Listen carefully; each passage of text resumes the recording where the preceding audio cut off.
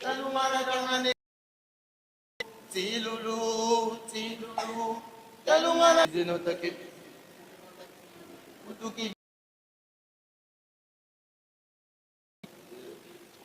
tilulu zulumane muisu utukidi jamalala kana bantu yana kana jamalala kana bantu jamalala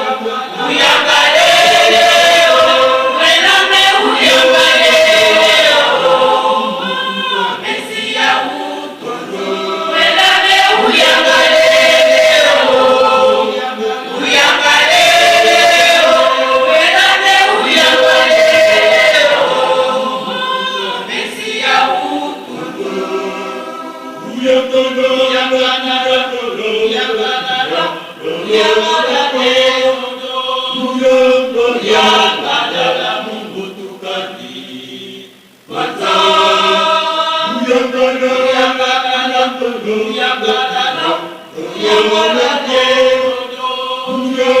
tuyangalalanga Mungu tukani kwanza,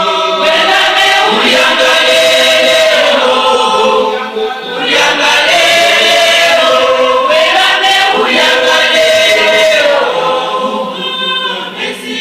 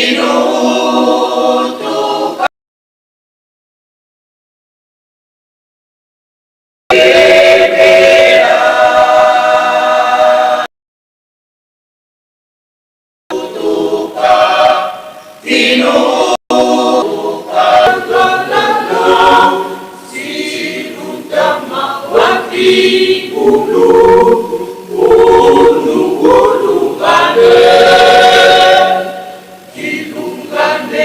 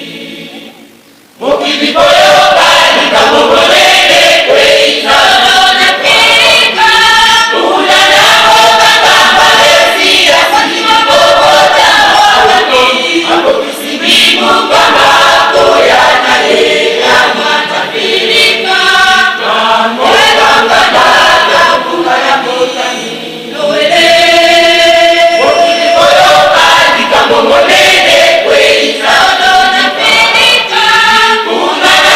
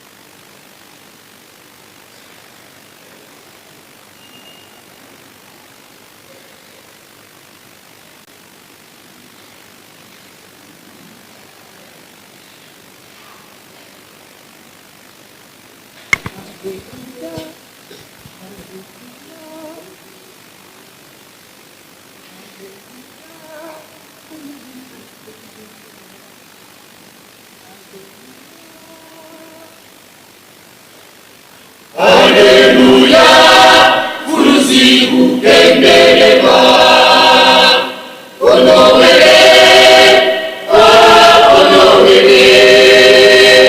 Alléluia, vous vous prenez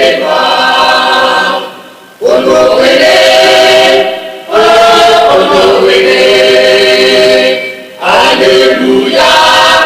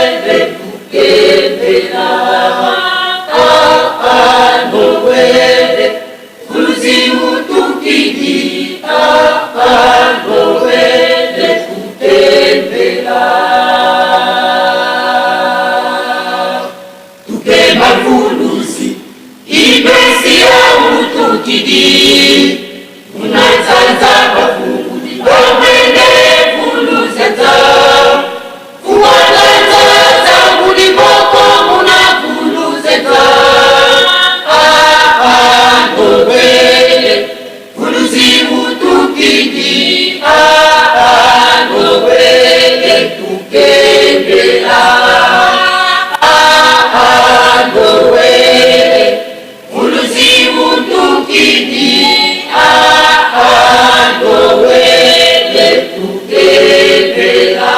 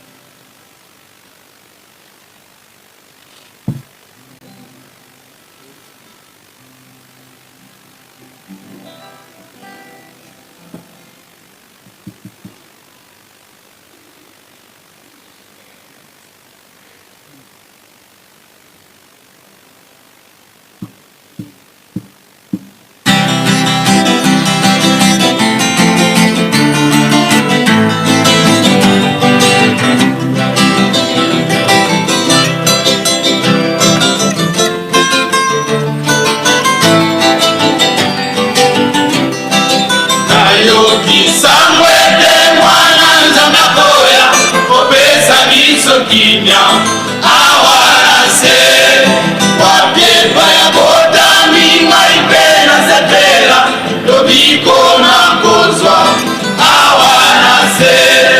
nayo kisamwete mwana nzamakoya kopesa biso kimya awarase wapyepa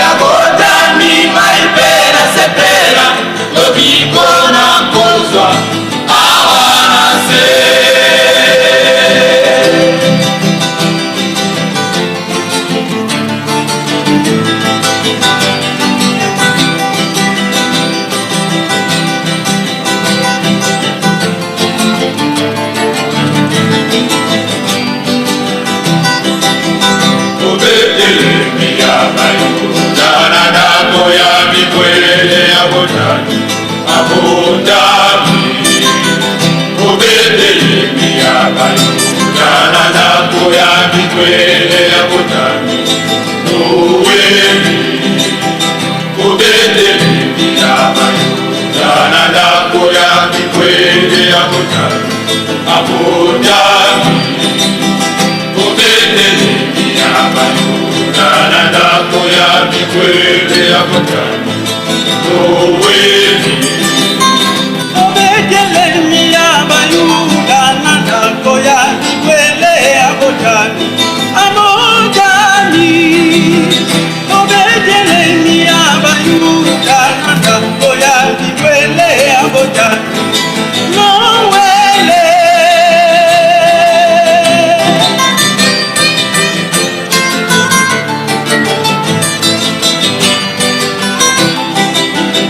Obey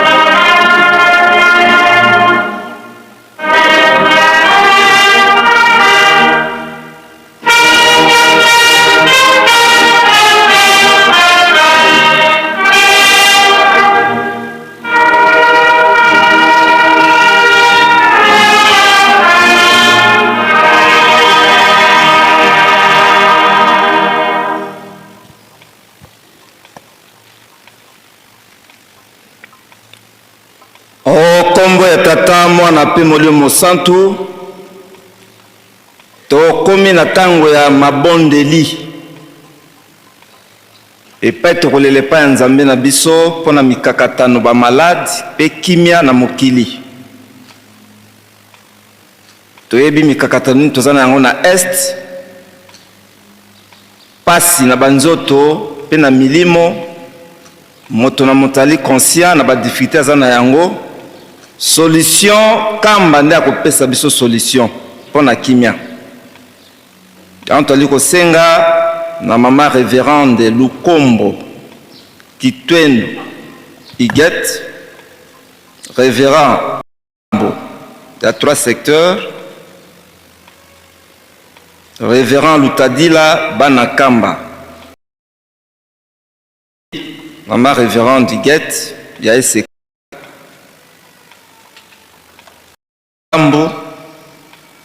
il y a 3 secteurs et puis papa Lutadila Banakamba bokoleka liboso pona kolela biso epai ya tata nzambe ayokela biso pona malade pona mikakatano pasi eza na mokili mobimba to na posa ya kimia. Merci. Nzembo.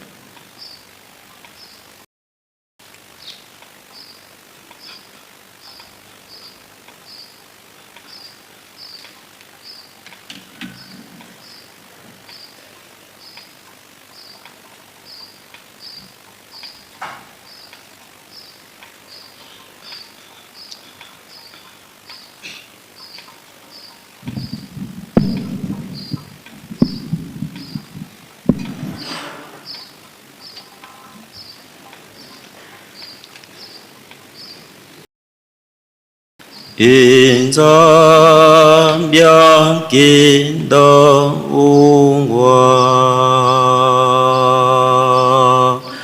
mumbu kange na kwange kuwini kina kutuko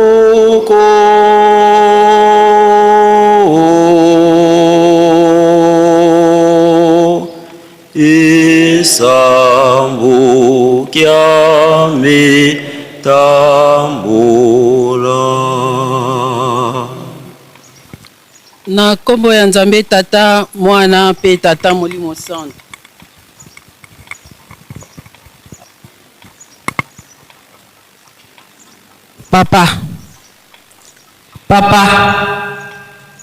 Papa Simo Kimba Unkiangani Nzambe kati na bato papa ya yambo tozongisi matondi epai na yo pamba te na mawa na yo opesi biso pema yango tomati ngomba ya bule tosangani biso nyonso kati na esika oyo na ntina ya kozongisa matondi na mokolo monene oyo opesi biso ya Noel. Nzambe ya mawa na nsima na yango tosengi bolimbisi pamba te utatongo etanaki kati na biso tosili kobunga na ndenge ebele tolobi papa tokanisi mingi epesi yo lokumu te papa totie bilongi na se yokela biso mawa pamba te tozali kaka bato pe bana na se na ntango tokoyaka kaka epai na yo na sali te yo nde osokola biso po ete tobengama bana. Nzambe ya mawa Nzambe ya bolingo lelo mokolo monene kati na biso bana na yo ya solo yo tata jalungana na boyei na yo ya mibale oyaki na kimia pamba te na 1914 pasi ezalaka na mokili. Nzambe ya mawa tokoyebisa yo nini na ntina na biso bana na yo tokobeta katolo ete tozali na Nzambe bisika nyonso tozali kokende oye koyaka epai na biso tolobi biso toza na Nzambe na biso kasi papa soki otali biso tozali bana oyo tokoki te mpona kosenga epai na yo ntango nyonso tozali kobunga mayo ozali koyebisa biso papa soki toyoki na ntongo na midi tobwaki midi na pokwa tobwaki. Nzambe ya mawa kotala mabunga na biso te tala mokili ndenge ezali ya koningana papa epai na epai esika oyo bakoki kobeta ngonga baloba ete bakei na kimia ezali te. Na kati na RDC 4 coins ezali ya koningana. Tozali komituna papa front oyo ezali na nord, na sud, na est, na ouest. Totikali lokola na kati. Tokotalisa wapi? Nzoka nde tobosani ete tozali na esika oyo pesaki biso oyo ezali Yerusalemi. Esika kimia na biso nyonso ekouta po etambola kati na mokili mobimba. Papa to esengi epai na yo. Bana na yo bamati kati na esika oyo. Moko na moko azangi pasi te. Soki ya nzoto te ya molimo. Nzambe ya mawa sembola elongi na yo kati na biso. Bazali na baboloko. Na se na mai. Bazali kotambola na bapasi. Na kati na bazamba papa. Ndenge moko lokola. Na se na bandaku. Mbongo ya kozula mbuma ya kisi ezali te. Tata molimo centre papa Simon Kimbangu. Mosusu azali te o biso tokoki kolelela soki epai na yo te. Yawe yokela biso mawa. Yokela biso mawa papa. Pa malade ezali koya ya ndenge na ndenge tozali kokoka kutu komituna te. Yo sengi biso bolingo mibeko misala. Olobi na biso tozali na tango ya kotonga Yerusalemi. Ebongo papa batango bakotonga Yerusalemi. Oyo betelaki tolo ete mbongo na yo ezali bato. Papa tala na nord na est. Bazali kosila na kokufa. Kotala bilili wana motema pasi. Nzambe ya mawa. Bazali bikela muyokelaki. Yoka ata mawa. Oyo yokaki pasi yo monaki. Pona kosala biso bato. Tika okitisa. Kimia na yo kati na bisika bina nyonso. Pa maladi o ezali koyaba kombo Ebola. Kopesa moninga mbote te. Kosolola pembeni te. Moninga bolali na esika moko. Lobi akufi okosimba yete papa. Tokolele pai na nani. Toye pai na yo nzambe ya mawa. Yokela biso mawa papa. Esika mosusu ezali te bobele yo nkolo. Talabana na yo pe kati na enseignement. Papa kino lelo. Bana betenyi mususu ebele. Bazangi lifuti. Kasi bazali koyaka katango nyonso komitika epai na yo. Tozali na posa yete topesa yo maboko. Kasi papa, lifuti ezali kopesa biso kimia te. Yokela biso mawa. Simba bakonzi plai na epai bazali. Bayeba mosala bana na yo bakosala kauta na zero. Kino kotelemisa moto. Atelema akoma musika bobele na maboko na biso. Bomba pe batela bana na yo. Elikia na biso papa. Tango yo kiti na boyei na yo ya Noel. Ete kimia eko ingela kati na biso. Ete ba maladi nyonso osili komema yango pe obwaki yango. Pe bolingo na yo papa e ingela kati na biso. Po ete tango tobeleli yo yozala na biso elongo. Na koma na Nzambe tata mwana pe molimo santo. Eyi sumwa na Davidi ufwenkenda mono idi langa dingala ki uto banga mesoma foi ya mona fina maisu wiza wakia nzisa mono impo fuameso kimonangako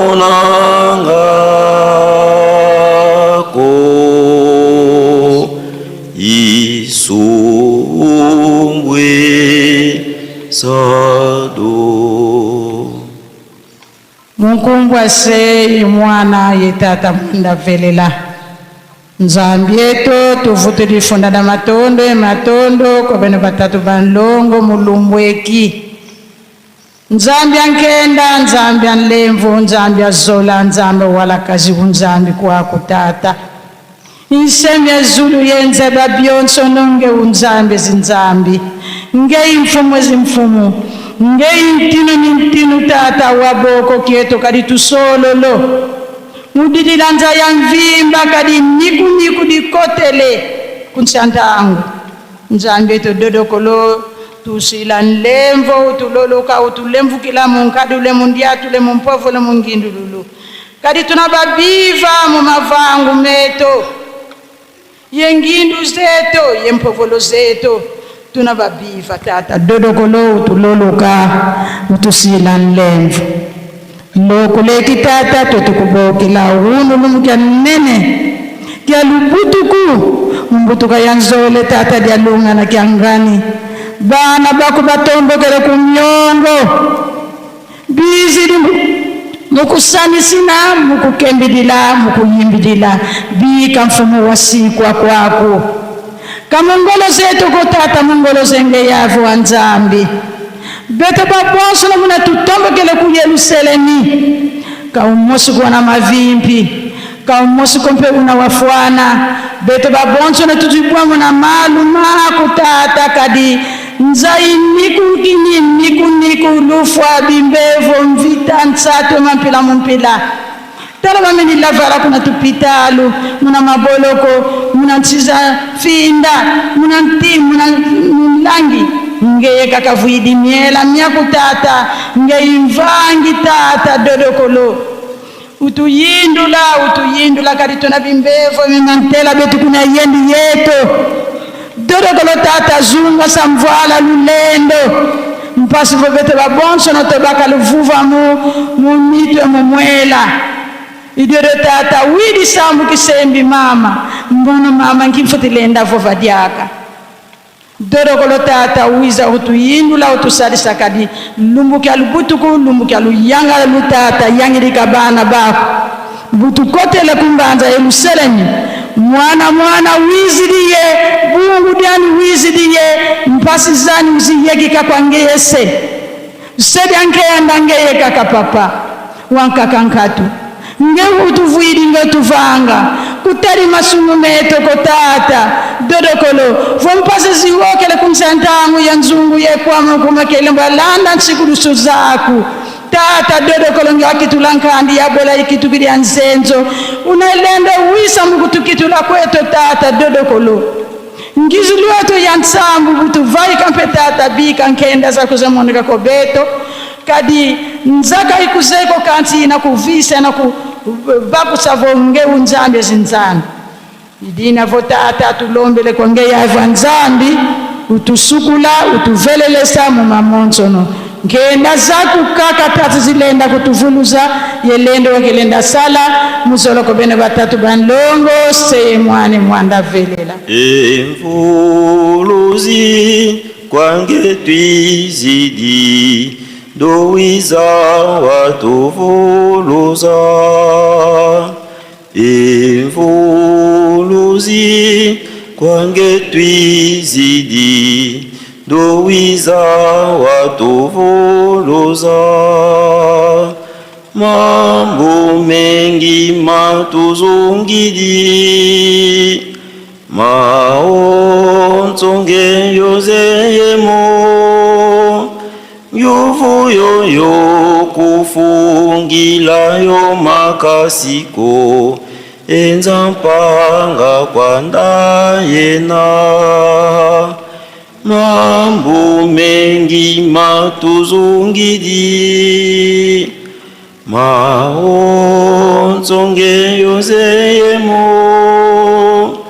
yuvu yoyo kufungilayo makasiko enzampanga kwa ndayena Munazola kwa seye mwana ye mwanda velela Nzambi tata kisolokele lukelo Nzambi tata dia lunga na kiangani Nzambi tata dia ngenda kuntima Beno batatu mu papa Simo Kimbangu kiangani Mama Muilu Kimpovela nkia matondo ye matondo tunavutula kwa beno mnange balutu kebele tout 25 lutulwa ki 5 mai 2026 kamuna zetongoloko kamuna ngangu zetoko kamukimvwama kito kanti muna nkenda zenu papa nkia matondo tunavutula kwa beno lolo kama sumu meto kadinge ko samu kwa masumu wawena papa utu ngevo olombo ve lwa oziululwa ovava osolola olomba lembitambula ndomba zambi kana vo ndomba zetu zambi nge ukitula kiambise kiambote vuvamu papa beto tuiziva fulweki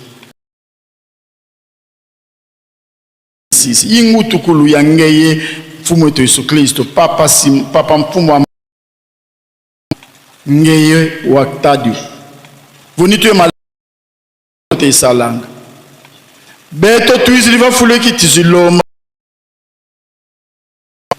bawonso mwawonso matutukidi kakwena kwa mboteko papa bakondo sale langa bizidi bwe bizidi ngeye kwa kuzei bena ebimbevo bya toyi bya mwanda bizidi bakondolo mabuta bizidi balembo yosomba baon bizidi kwa nani bizidi kwa ngeye nkitu zibaka nkitu vital spirituel papa Simo Kimbangu Kiangani eleni beka ikampambako moso na ye dossier wizidi ngeye tambo di dossier kavena mwana lombele mamo wa mboteko beto bawonso mumpasi twena papa ngeye unsadisi ngeye umvulusi utu sadisa papa mawonso mena yeto mpasi bakondo lombongo papa mumpasi twena beto bawonso mumpasi twena papa utu sadisa kondo kwa mbongo nge utano no ikimbevo kyankaka papa muntangwa ntungulu wena bwesi tukuvani na moko butukondo lembongo papa Simo Kimbangu Kiangani tala diambu didi beto katone diambu tule no kutela kokadi ngeye munzai wena luzolo lwa kukaka papa tulombele lo avanga mamo beto mpasivo mosu raika ku Yerusalemi ka diambu diani munazola kwa se ye mwana ye mwanda velela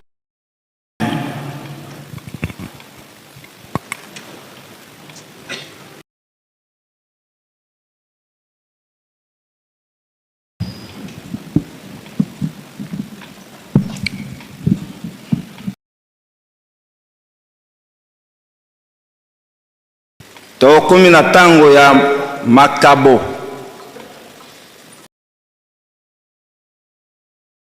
konde aleka liboso pona programe ya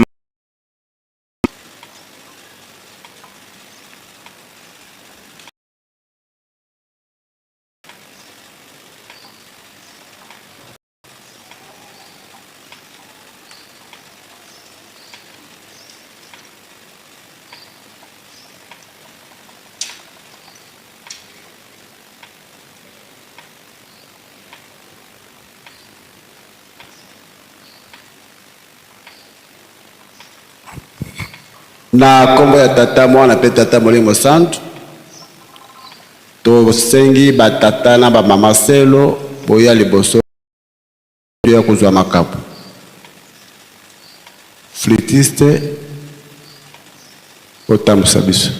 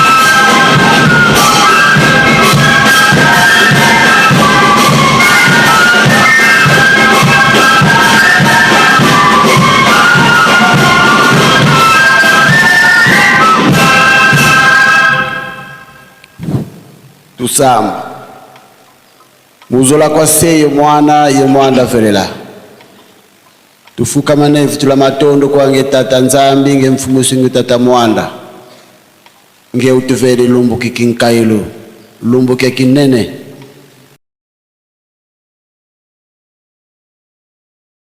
fulukiki batata e bama elo ba rizeti semalonga mwana nkango mubaka nge kudianga mbongo kasimukuma kesalu kya banjila koko kuvene banjila pe balembelo vana pasilo mukizimu nato baka tufuti kukaila vana mpe mavimpi kale mavimpi masalanga kasika bimbevu vuvu tusidivo mana tulemba na ngitata nzambi ngolenda ngamo kwa seyo mwana ye mwanda vele. Amen.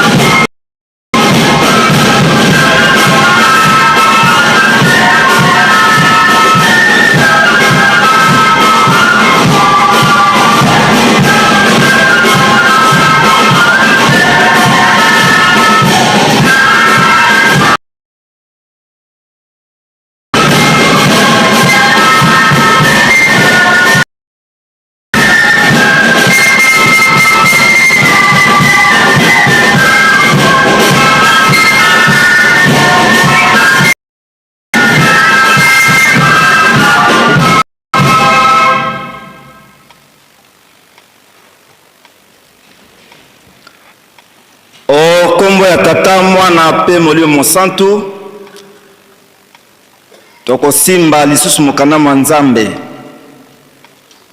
pona baye bayaki na matango oyo totangaki liboso, totangaki na mokanda ya mibale ya Mose, mokapo ya tuku mibale nzela muke ya moko kino zomi na sambo, nde totangaki lisusu na mibeko zomi ya mibale ya Lingomba, nde na tango oyo tokofungola mokanda mwa Nzambe na mokanda mwasatu Matayi. Évangile selon Saint Matthieu, chapitre 2, tokobana verset ya zomi kino zomi na mibale.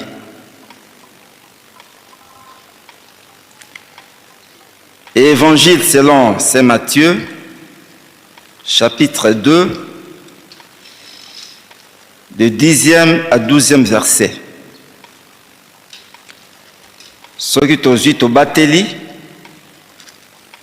toye kotanga lisusu na mokanda ya Apocalypse to emoniseli ya Yohani. Emoniseli ya Yohani mokapo ya misato nzela muke zomi kino zomi na misato, nde toke lisusu na emoniseli kaka wana mokapo ya minei nzela muke kaka moko zomi na moko.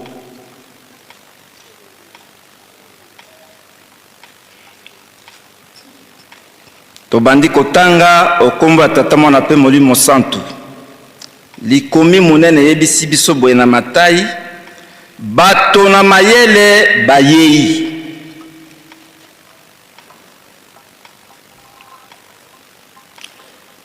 Emonaki bango moto basepeli na esengo munene mingi penza. Baingeli na ndako pe bamoni mwana esika moko na ye. Bakwei na ye bakumba meli ye.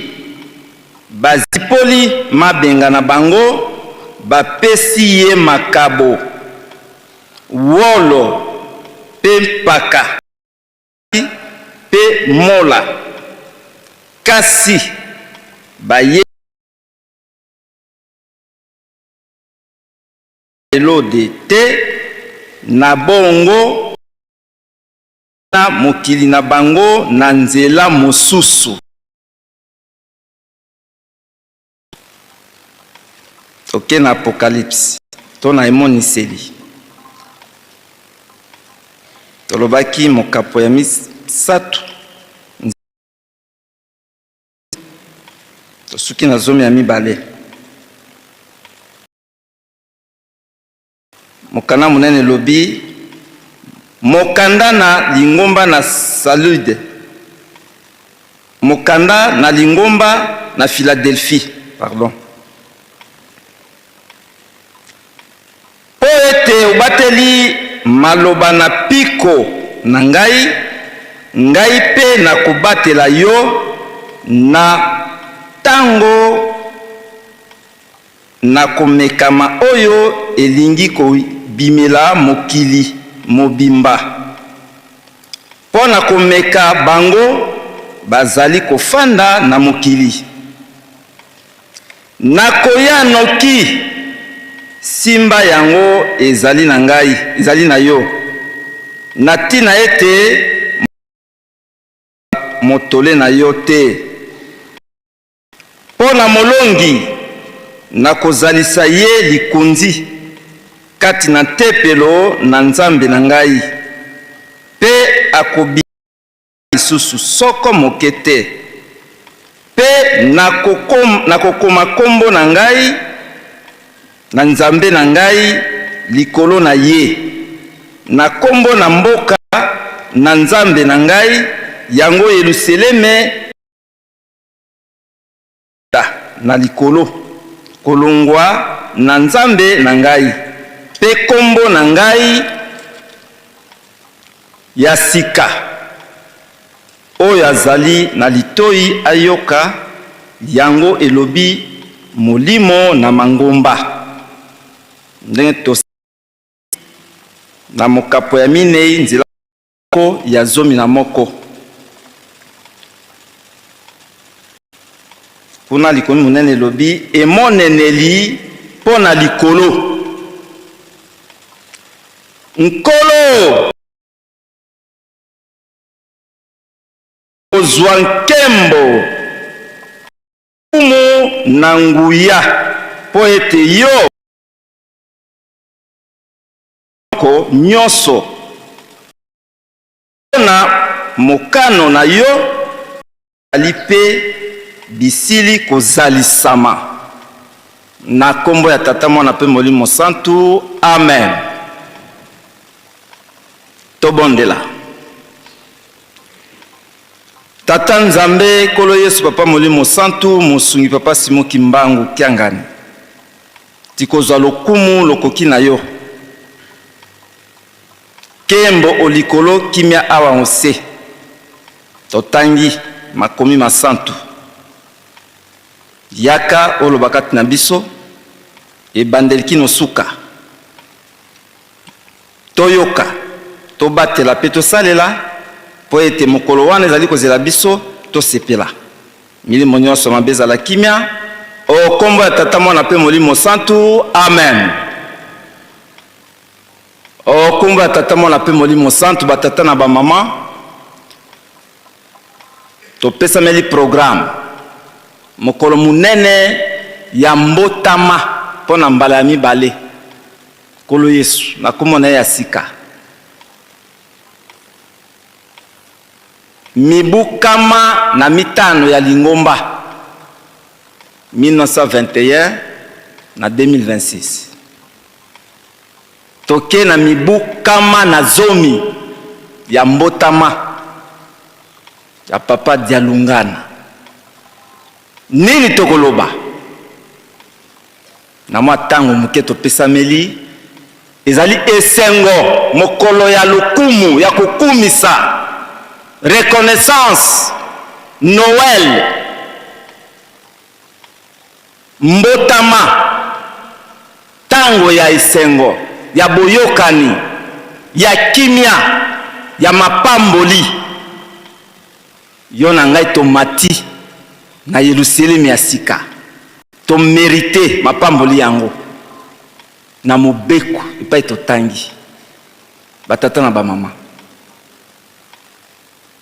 Nzambe uta ebandeli ayokanaka asalaka boyokani na libota asalaka boyokani na moto apesaka pe mobeko apesaka bango mibeko peuple de Dieu parmi les nations Nzambe aponaka une nation moto oyo atetaka na ye yo na ngai toyebi histoire ke Moïse aponamaki apesaki pe bana Israël mobeko zomi ndenge tolobaka ndenge pe toyebi yango ezali na deux positions ezala horizontale ezala verticale na yo na Nzambe c'est une caractéristique ya moto ye moko ayebi secret malgré bato bakoloba bilobela tata wana mama wana na ye na Nzambe c'est sa partie mystique o moto ayebi mobeko votre force ou bien votre faiblesse ezala pe pa ya bazalani dans le lobby sur le plan vertical tout comme sur le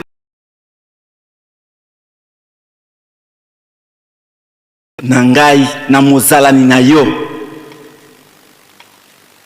okoyiba te okosala ekobo te okoloba matata ya lokuta te na mozalani na yo me Nzambe okoza na banzambe mosusu te yango biso na bokuse mibeko nyonso ezali ndenge moko minene batata na bamama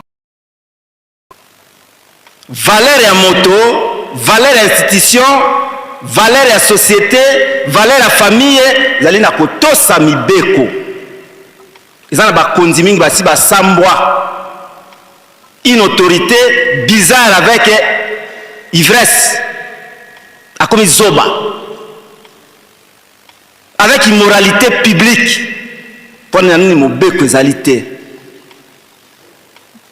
C'est une nouvelle civilisation, le kimbandisme. Oh papa Simon Kimbangu Kiangani a telemeli yango mobeko yo kimbangiste tokotambwisa mokilo na mibeko ezali théorité le pragmatisme kotosa kosalela tozi mobeko moko ya mitano na 12e verset kumisa tata na pe mama na po mikolo mizala mingi pete ozala malamu na mokili oyo nzambe apesi yo yo na ngai tomituna kamba lobi nini yende tata totosaka toali kotosa baboti bo babota yo parce que ndoki moto mabe akokozwa yo te soki baboti no bapambolaki yo. Vous avez une force. Mais si vous avez un peu de fait vert. Et pas ya baboti na biso totosa. Oyo nyonso monani mokolo tosaye. Po ezali na secret ya kofanda malamu pe kozala mikolo ebele na mokili. La même chose na mosala. Mosali oyo atosaka mokonzi na ye abatela maka. Azwaka promotion tala secret. Asente na mosala promotion na mosala parce que otosi mokonzi na yo yo mituna otosaka et pas yo zali na degré yo yebeli totosa nzambe na biso to mikolo ebele pe tozala malamu tokamati na mukanda oyo totangi ya 12 précepte ya lingomba tosa l'état pour bo continuer sur ta pas na nzambe. C'est la même chose. Mo bena biso bana tosa nzambe apesi po aza moboti na yo ko négliger te mais ko tosa ngo po tinda o sala mabende otosi non tango moboti atindi yo oyiba obunda oboma parce qu'il est parent o sala yango te parce ali lisumu donc to lobi ke mibeko ebo yango zali lumière etaliseli elekeli pon yo na ngai papa mama kimbangiste mondimi croyant niveau ni noza nango lelo na mibeko parce que yo moko mi peser tobi partie mystique ya yo moko sala autopsie examen de conscience position les andengeni lelo plus de 40 ans na mibeko tali otanga mela butu mo etongo poko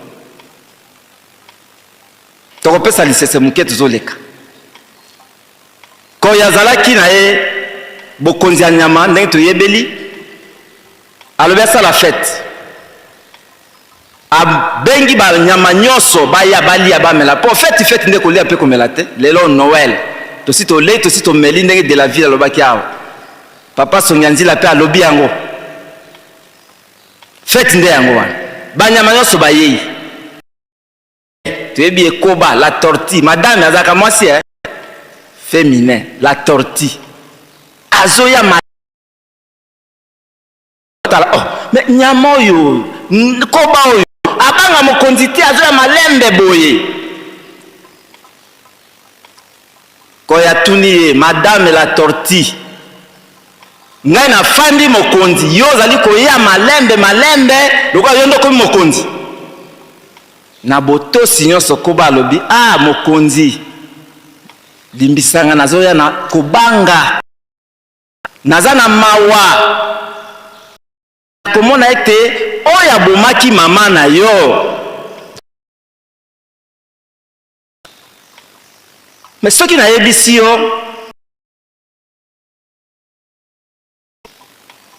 oya bomaki mama na ngai solo bio mukonzi talaka kati ya banyama talakaka oyo komona yazali kokuta mono mama oyo afanda kabe kumosabe koliaka kolia monoko soki nde bajoka soki nde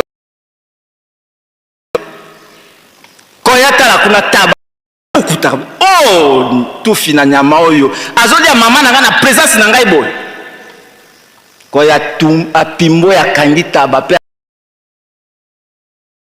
batata na ba mama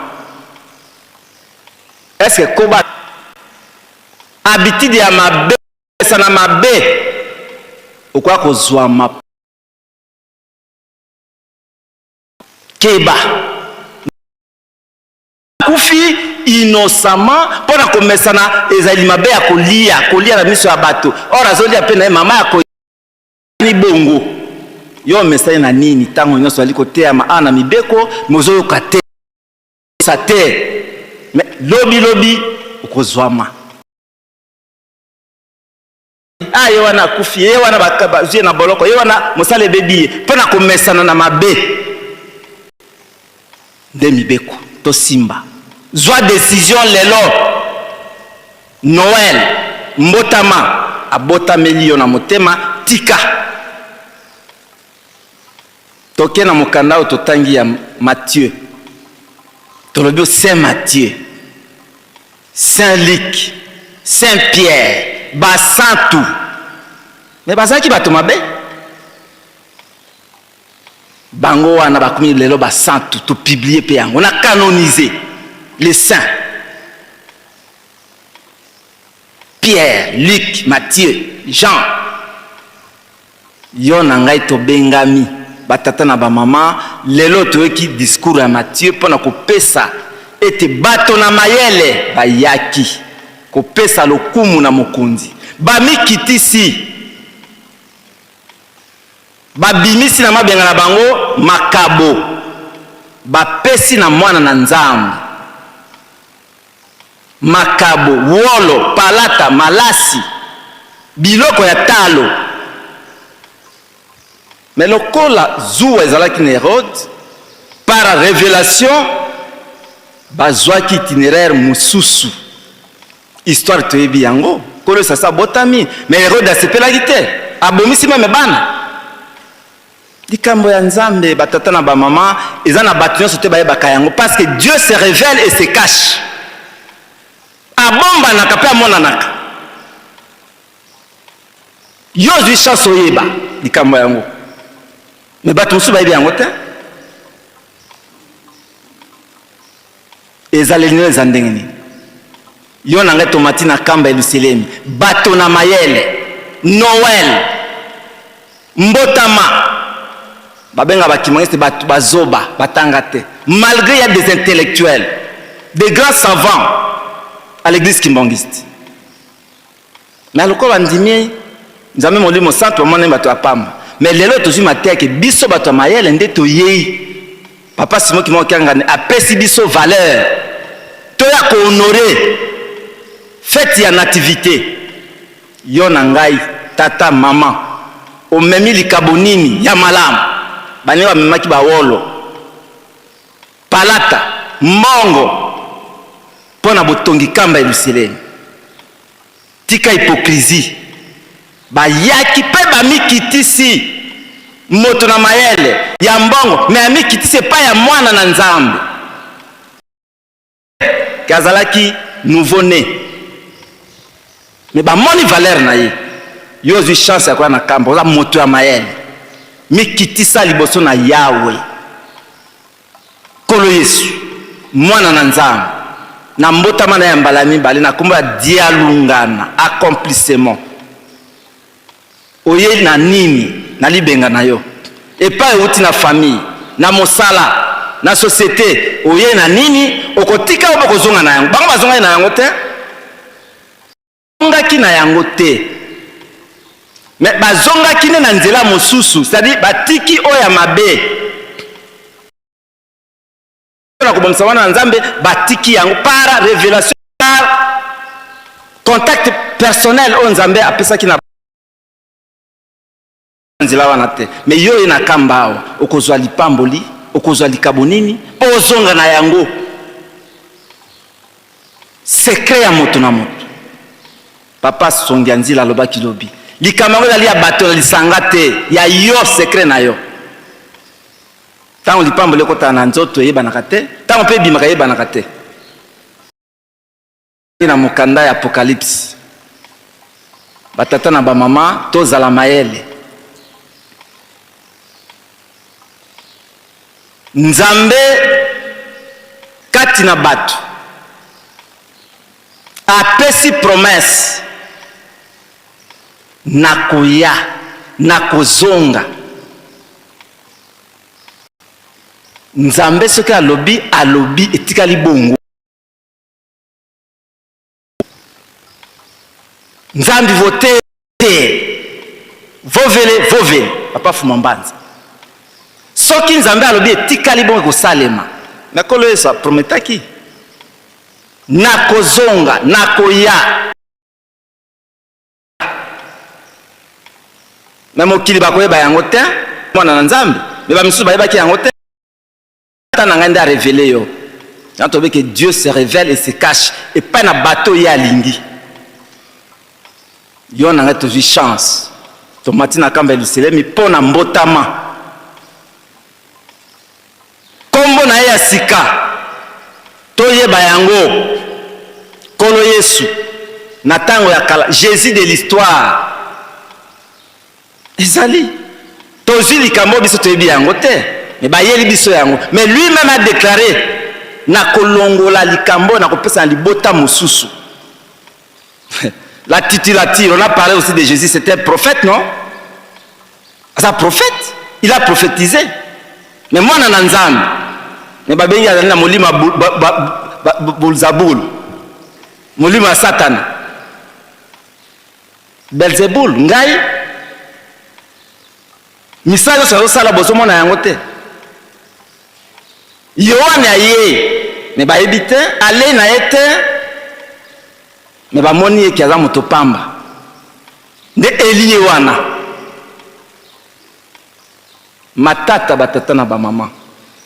Péricorèse. Sur le plan théologique, bali ko lobayon malamu ki Nzambe abombanaka. Pénétration. Omoni tata omoni mwana, omoni tata, omoni botango omoni siko tata omoni mwana. Ba moli mosato ko mona ete. Lelo tolobi papa simo ki mokianga. Bango misato kat na ye moko.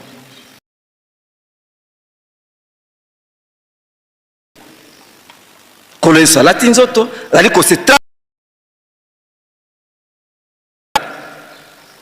Péricorèse.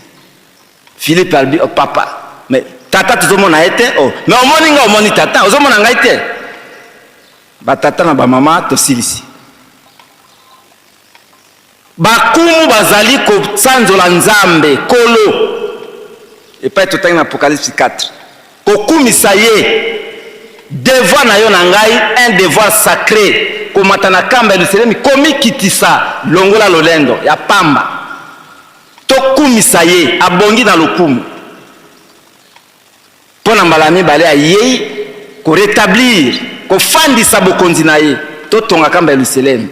Lelo yo ville sainte. C'est depuis 1921. Na mois de mars, c'était le 18. Kolo salobi awa kamba komi Yerusalemi ya sika. Yo na ngato lobi nini? Santu, ville sainte. Fani sama na basantu. Mokili bakoya. Set. Komata na Yerusalemi pona kozwa mapamboli. Api epai wapi Nzambe tata mwana molimo sato bafandi. Epai basantu bali ko kumisa ye. Tala ba honneur. Partout dans le monde des alagater. Chaque jour ba honneur au chef spirituel. To bongwa na batata na ba mama. Mwana na Nzamba bota melabiso solo tozo ezaleli ya sika ya bosantu to pesa mabonza to na yango biso eseka ezala biso bana kamba ezala 3 secteurs na motema malamu ndenge bato maele bayaki na yango biso pe to sala mpoto zo mapamboli to sepela na nzoto pe milimo ya biso okomba tata mwana pe molimo santu amen to bondela tate tudi na muzulu bika kumba kwa zitiswa bika kifumu kyako kiza bika luzolo lwako lavangama vatoto pi bosi muzulu jakotu kalumbu tuva na lumbweki tuambudila fuka zetu betu banso pe tuambudili batu avidi fuka tutolani mpukununu ko kasi tutwani na mukwambi kadi kyako kifumu engolo ekembo ya mvu ya mvu mukumba se mwande mwanda velela amen.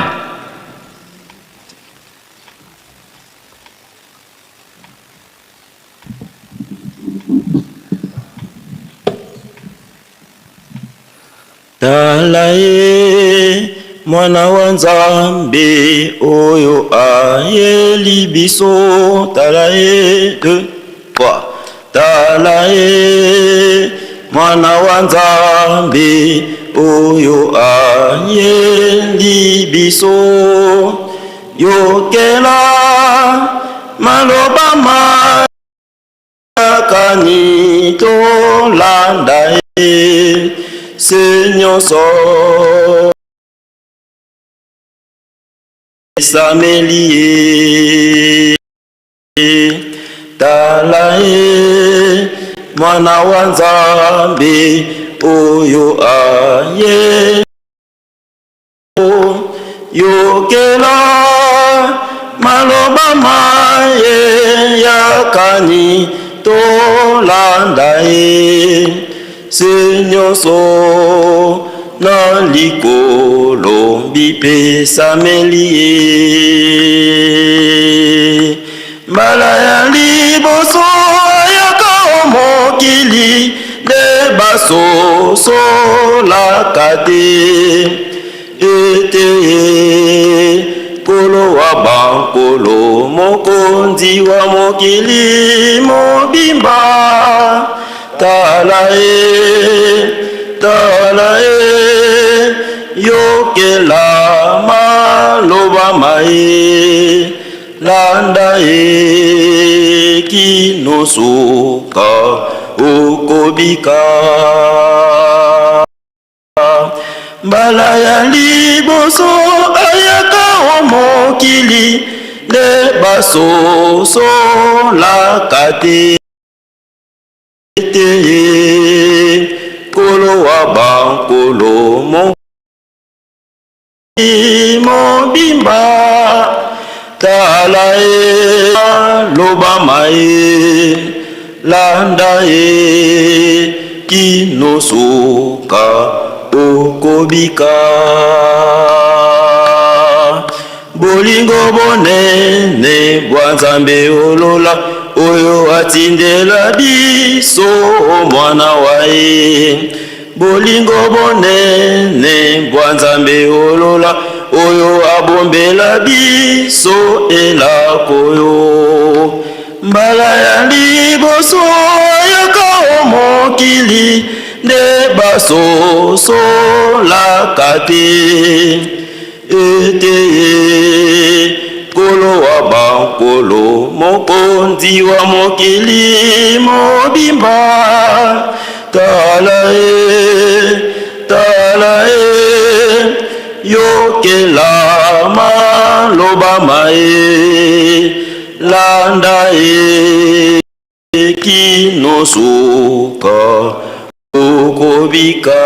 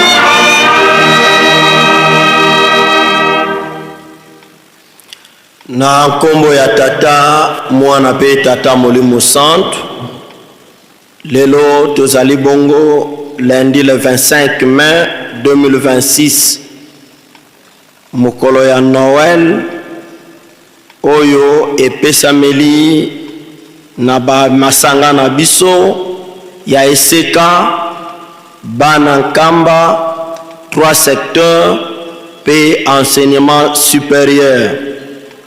Lelo première journée Motoate Ibiso révérend Mombilia Salomon, coordonnateur sous-provincial des ECK Basoko et Yaouma na province ya Chopo.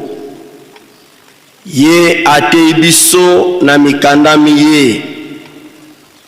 Exode chapitre 20 verset 1 à 17. Alekina 12 préceptes ya lingomba. Akeina Matthieu chapitre 2 verset 10 à 12. Alekina Apocalypse chapitre 3 verset 10 à 13. Pe asukisi na Apocalypse chapitre 4 verset 11. Révérend Mobilian ate biso na Exode chapitre 20 verset 1 à 17, Matthieu chapitre 2 verset 10 à 12, Apocalypse 3 10 à 13, pe asukisi na Apocalypse 4 11. Tolandi na bokebi nyonso to simba pe tosalela lite ya kitoko bapesi biso pamba te mokolo ya suka tokotunisama. Toyaki na fete mai toyelaka na Yerusalemi toyebi yango mabondeli pe misala. Soko kokisi maso nde mayozale nango posa Nzambe akokokisela yo yango. Tozala na distraction te, tozala concentré na tina oyo toyeli. Toleki bongo na ba communiqué pe basango. Lozaisu kwa bisi kizungidila kia Yerusalemu diampa maata 18 village. Landila bisalo bia ntungulu ya Yerusalemi biena yeto kwa nzambi yeto bia ntungulu abisintu site historique sedi yeto dia ndongo tata mfumo ndongo Simoni Kimbangu Kiangani mwanda velela tino amintinu bokele nkangu wa wonsono wa kinzungidila mukwisa kuntintani ya ngolo ikala yeto Molumbu kia vendredi 29 mai 2026 Mola ya 18 ya 14h Vantadisha ya nimosi nzambi yeto kukunkamba. Tata mfumo mbanza mfumo Yesu ya ndivo vo katutungi di Yerusalemiko pasi zeto kazilendi manako nkulu wa diafofa kanti kadiambu dianiko beto biseki nzungidila mbote twa dian timya ndudi mpasi twa yangdika ntini weto siluluzani za lungana ngeye kwa sina diambutuku za yavo kukosi mputa ina yako. Signé le président général. Direction ya école biblique ezali ko sala rappel ya formation biblique ya 1 mois et demi. Tobengi session spéciale kobanda le 15 juillet kino le 31 août 2026. Tobongama biso baye tozali na posa ya koya kasi tolingi ba retard te koya na yo mema kimbangi individuel et non collectif, carte ya mondimi, acte ya nomination, attestation de mariage religieux, soki libala e kabwana yaka na lettre, autorisation ya molongani na yo, feuille de route ya esika osalaka Bible ezangate. Signé Révérend Ouma Mbundu Diambu, conseiller national. Direction ya commission non permanente de Grand Équateur ezali koyebisa na ba coordinateur ya ECK ya espace Grand Équateur pe bana banso ya Grand Équateur Tomatina Milulu ya Noël toleka ko visiter chantier ya Mosala topesamela oyo ezali na kati ya lopango ya Kinlongo ya mama kwa kiadi pe papa José Diangenda pona komona evolution ya Mosala pe kozonga na sango bisika tuuti mema pe mwa eloko pona bato oyo bazali kosala kuna kosala kozonga te soki o visiter Mosala te totombele bino boyei malam. Signé le président général A.I. Diacre Dominique.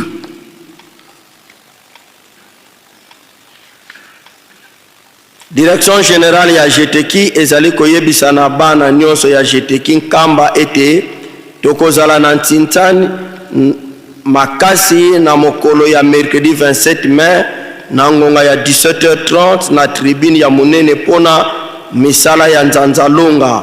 Chef de camp nyonso aya na kimbelekele ya $500 tosilisi boye na komba tata mwana pe tata molimo centre le vice-président général Peo Papa Noa Ndombele.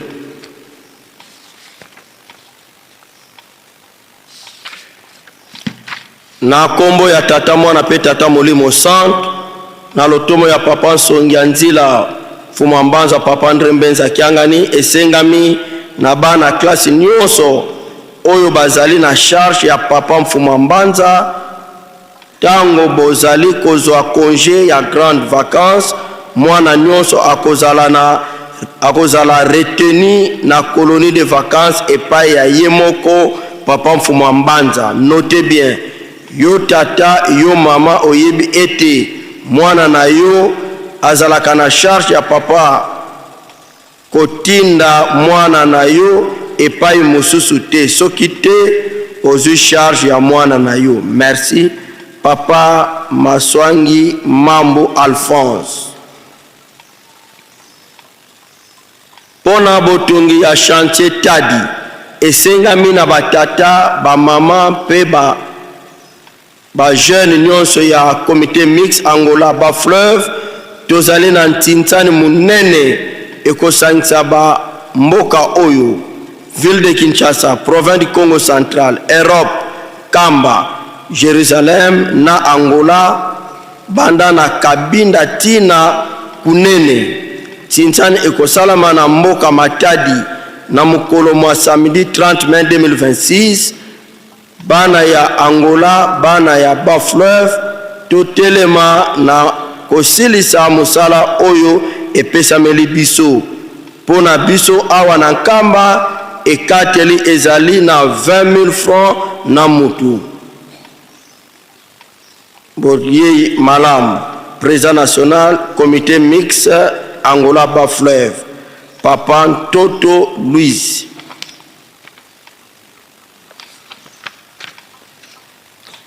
Liyebisi na bana ya Sankuru nyonso ete na tina ya bolesi nkamba nde tosengi na mwana Sankuru nyonso yaka kopesa ekateli na yo ndenge kaka topeselaka 6,000 fois plus de kopo ya loso na kopo ya mades pamba te tokolamba na suka ya Sanza le 30 mai 2026 boyei malamu.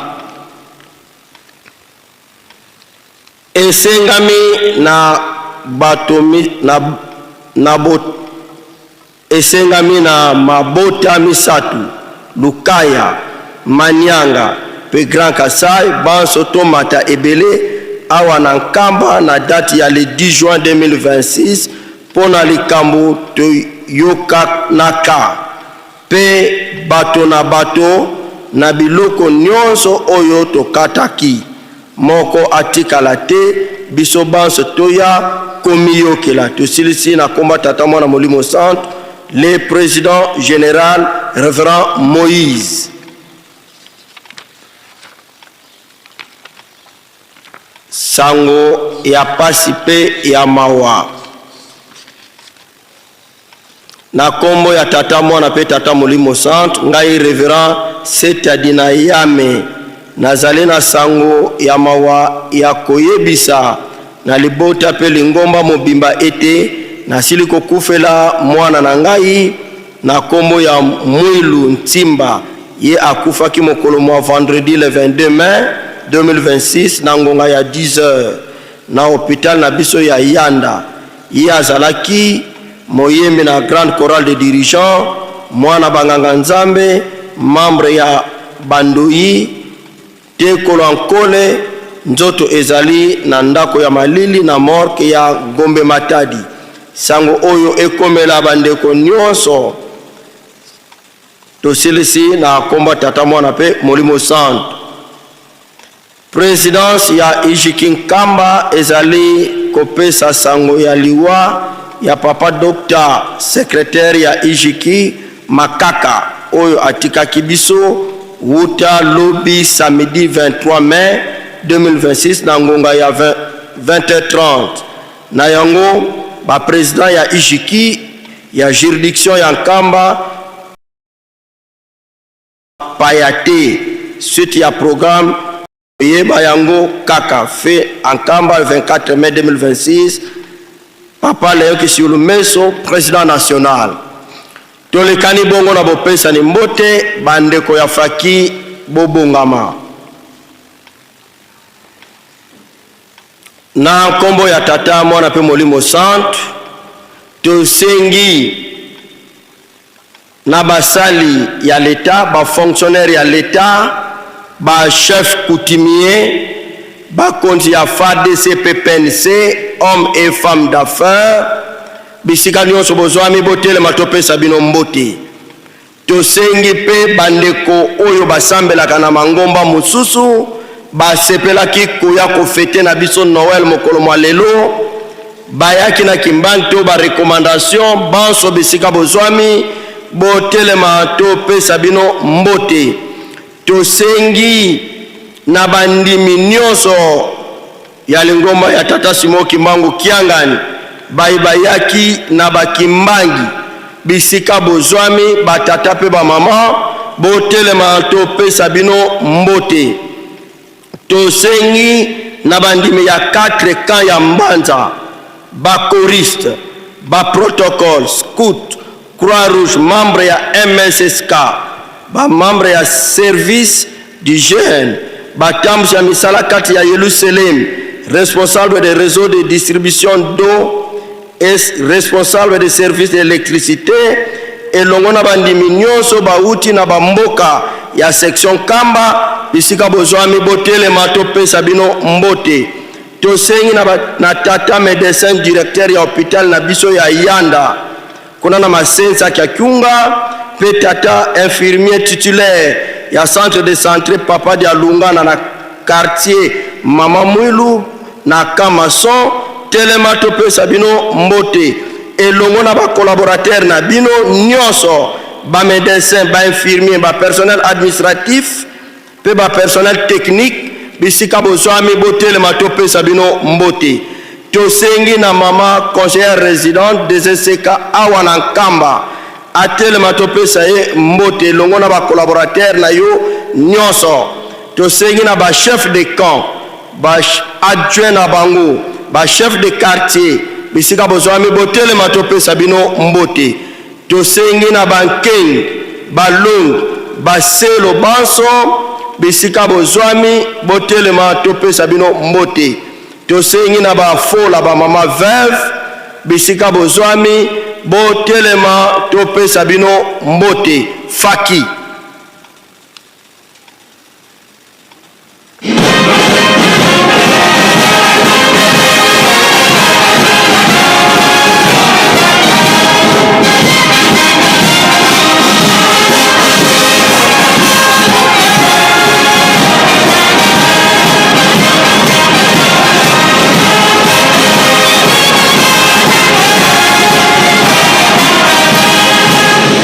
tobongisa maboko topesa bandeko na biso mboto kombo misato ya bulo kombo tata mwana molimo santo bovanda na kimia tosengi bongo na bandeko na biso ya école biblique 178e promotion pe baye nyonso basala formation biblique bisika bozwami botelema topesa bino mbote tosengi pe na bandeko na biso ya masono mandombi écriture négro-africaine bisika bozwami bambuta botelema topesa bino mbote faki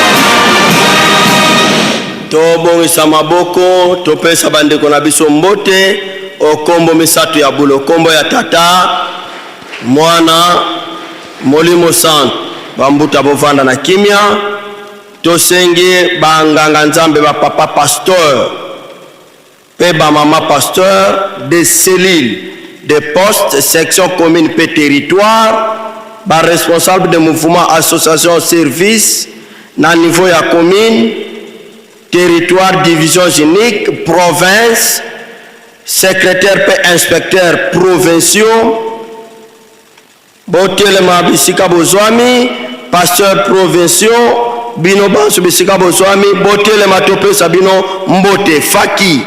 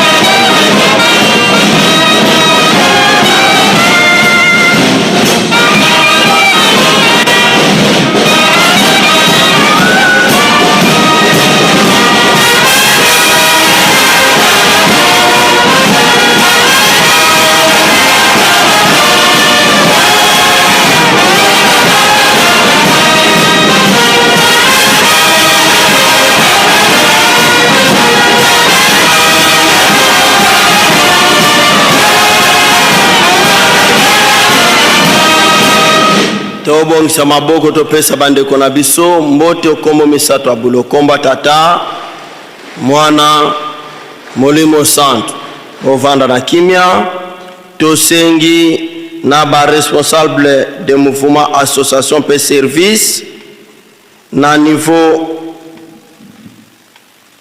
général national bisika bozwami botelema topesa bino mbote tosengi lisusu na ba responsable ya biteyo na biso ya minene école de formation biblique école de formation des pasteurs école de missionnaires ba responsable ya ba université na biso yeska bisika bozwami botelema topesa bino mbote ba cadre ya centre de formation na professionnel awa na Nkamba bisika bozwami bambuta botelema topesa bino mbote papa évangéliste de la ville sainte pe bambuta nyonso bisika bozwami botelema topesa bino mbote faki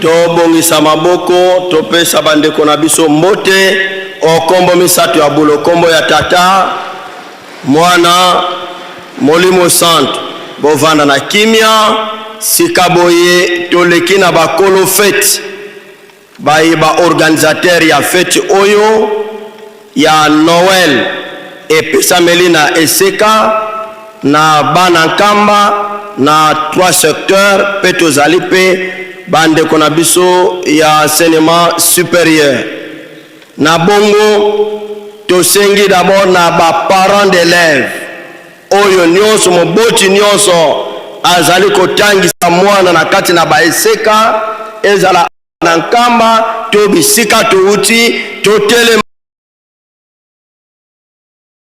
baekoli kozala te na nzela wana pe tosengi na bana klase nyonso baye tozali kati na esika oyo to représenter ba élève nyonso totelema bisika tozwami topesa na mbote tosengi pe na ba président ya ba comité de parents ya ba école baye bazwami kati na biso botelema topesa na mbote faki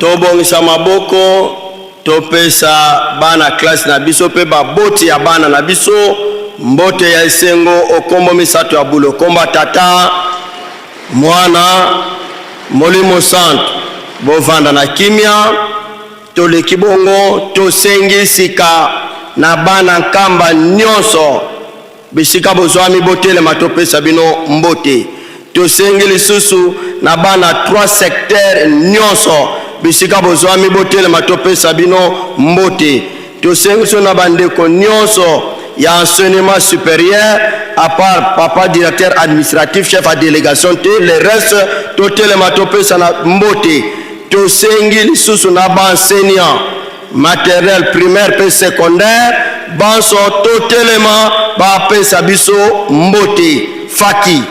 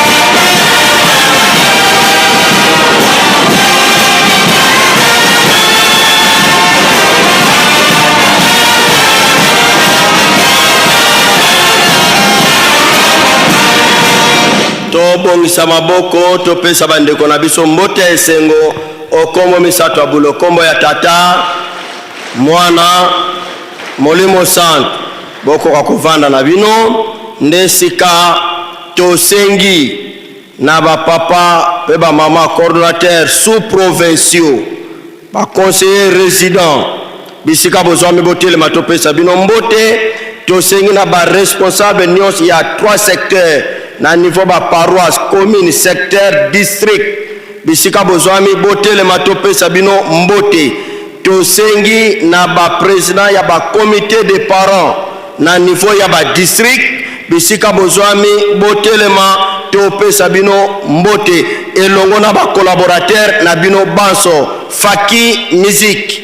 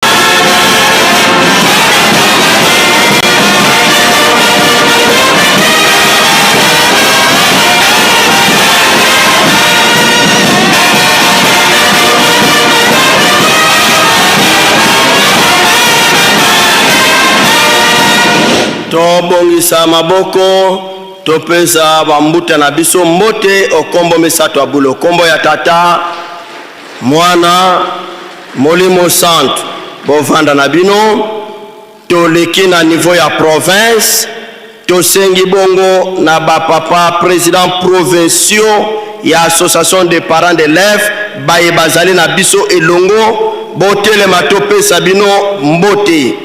Tosengi pe na nzela wana na ba papa coordonnateur provinciaux nyonso bisika bozwami bambuta botelema topesa bino mbote. Tosengi pe na nzela wana na ba président provinciaux nyonso ya 3 secteurs baye bazali na biso elongo botelema topesa bino mbote elongo na ba collaborateur na bino banso batelema poto pesa bango mbote. Faki Musique.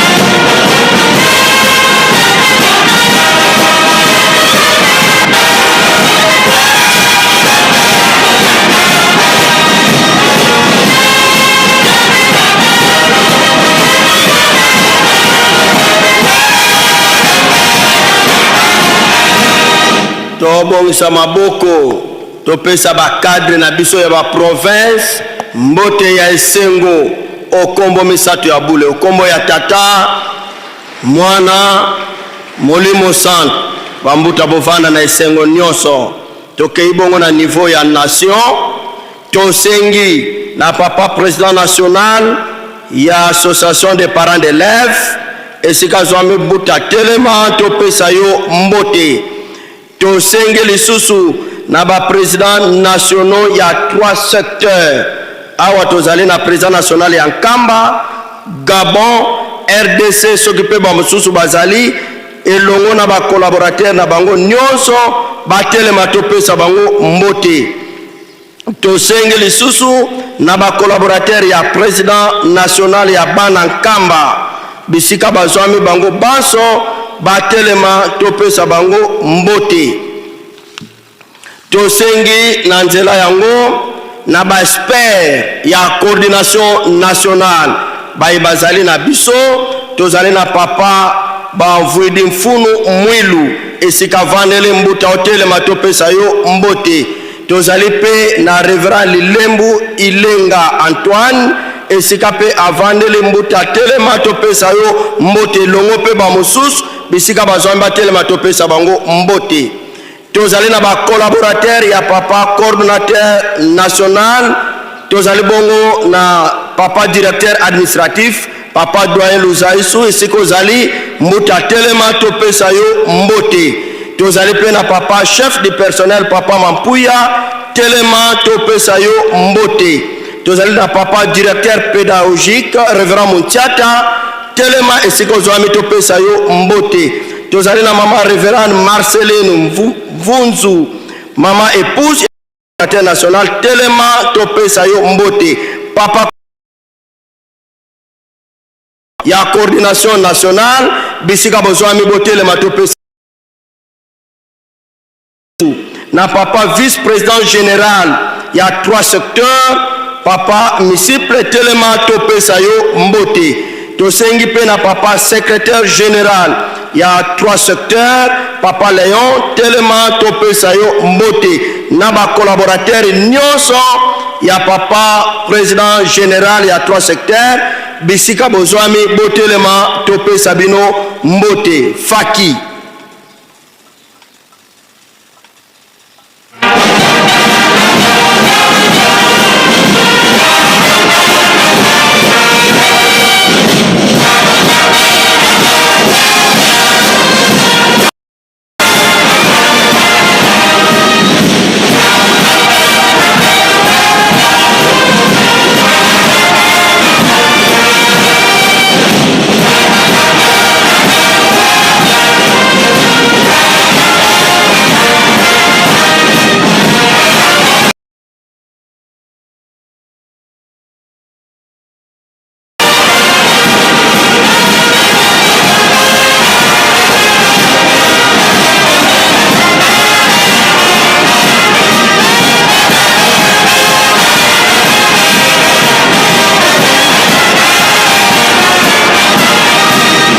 tobongisa maboko topesa bambuta na biso mbote okombo misato abulo kombo ya tata mwana molimo santo kimia nde toleki na suka bamitu o tata molimo santo apesi bakamba biso bastructure baetotangi awa. Tozali bongo na papa Diacre Mabaka directeur administratif na enseignement supérieur ya président ya conseil d'administration matopesa yo mbote. Tozali na maku président ya bana nkamba mutate mbote. Tozali bongo na papa Ntimba Teke président général ya 3 secteurs mutatelema topesa yo mbote. Tozali pe bongo na révérend Luzolo Lwanvangi Simon coordinateur national des ECK pe directeur national ya département éducation mbota telema topesa yo mbote. Na nzela wana tosengi batata président généraux nyonso ya ba mouvement baibozali awa na ba représentant o ba représenter ba président généraux botelema pe bozwa mbote elongo na bandeko na bino. Faki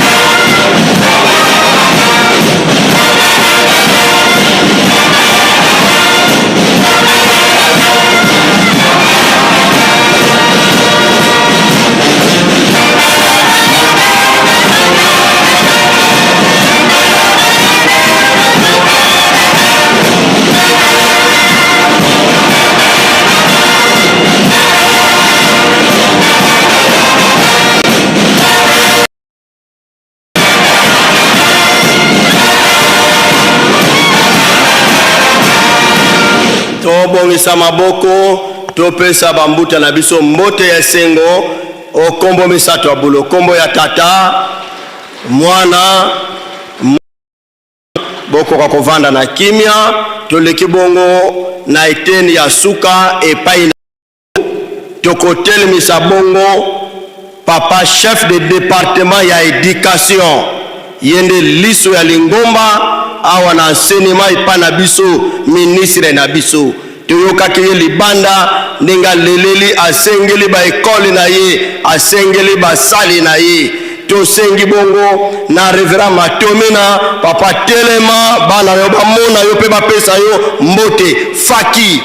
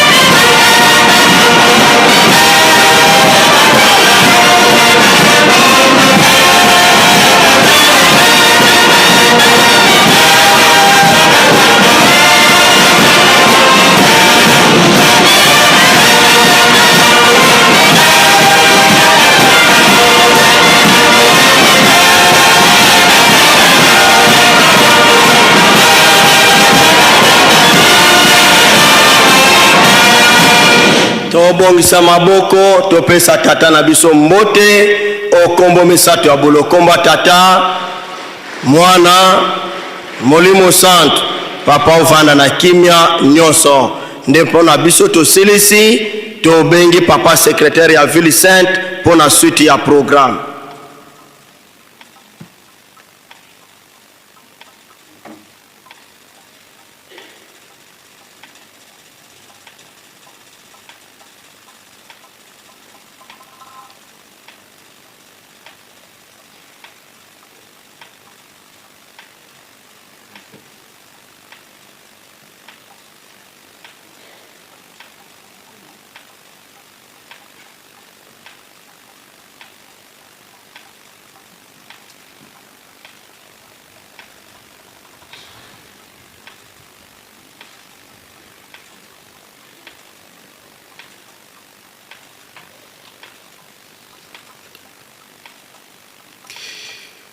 Au nom du Père, du Fils et du Saint-Esprit, d'aucuns n'oublient que nous commémorons ce lundi 25 mai les 110 ans de la naissance de Ngana Kiangani Salomon, Christ pour sa deuxième venue. Et comme on a toujours dit, comme nous l'avons toujours dit, du haut de cette chair, c'est dans le malheur comme dans le bonheur qu'on reconnaît les meilleurs amis. À l'occasion des dites festivités, sa divinité, Papa Simon Kimbangu Kiangani, chef spirituel et représentant légal, a reçu beaucoup d'invités qui sont tous ses invités d'honneur. La liste est longue et fastidieuse, nonobstant cela, nous allons nous efforcer de les saluer, car c'est pour nous un devoir et une obligation. Faki va vous apprêter pour leur agrémentation. Nous avons dans un premier temps les agents de la délégation, des agents suivent. Il s'agit de Madame Faïla Baïtana Valérie, agent de l'antenne d'Inakope Kalamou 1. Deuxièmement, Madame Inena Mohandi Claudine, agent de l'antenne d'Inakope Kalamou 1 également. Madame Londe Beyanga Deborah, agent de l'antenne d'Inakope Kalamou, toujours 1, Kalamou 1. Monsieur Moukoko Michel, agent à la sous-division Limité 3. Madame Monsieur Batousila Etienne, agent à la sous-division Lingwala. Monsieur Tukondolo Walungwelo, conseiller du prophète de Lukunga. Veuillez tous vous lever afin que nous puissions vous saluer. Faki, morceau de musique.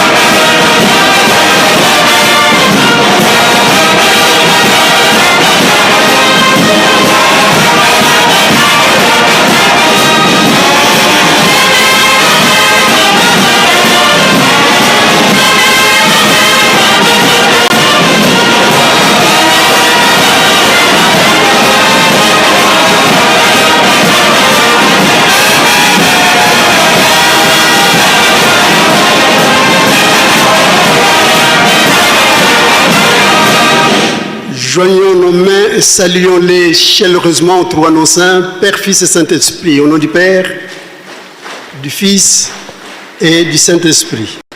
Veuillez vous asseoir s'il vous plaît. Nous passons à l'inspection provinciale de l'éducation nationale.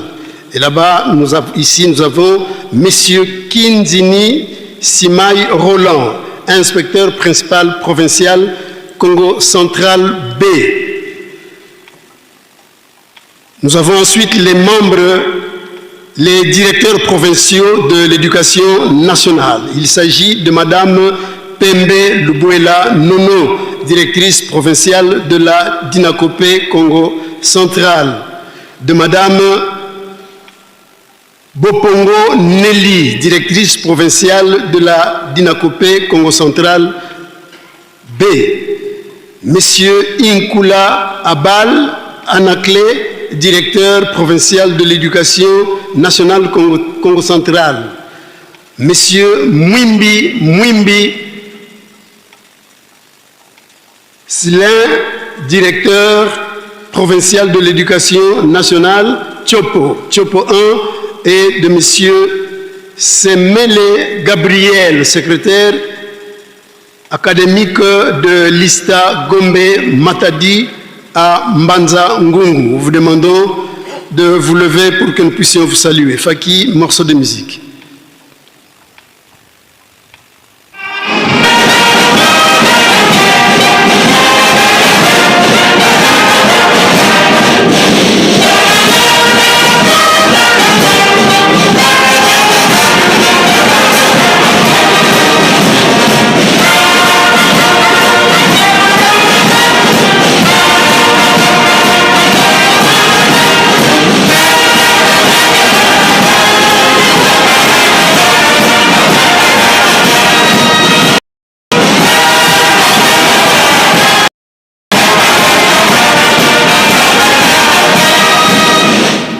À eux, nous joignons M. Mundaï Chiawete, directeur au secrétariat général, et M. Mpembele Zimampasi, directeur au secrétariat général également. Veuillez tous vous lever pour que nous puissions vous saluer. Faki, pardon, nous avons déjà demandé le morceau de musique à Faki. Joignons nos mains pour que nous les saluions aux trois noms saints, Père, Fils et Saint-Esprit. Au nom du Père, du Fils et du Saint-Esprit. Merci, veuillez vous asseoir.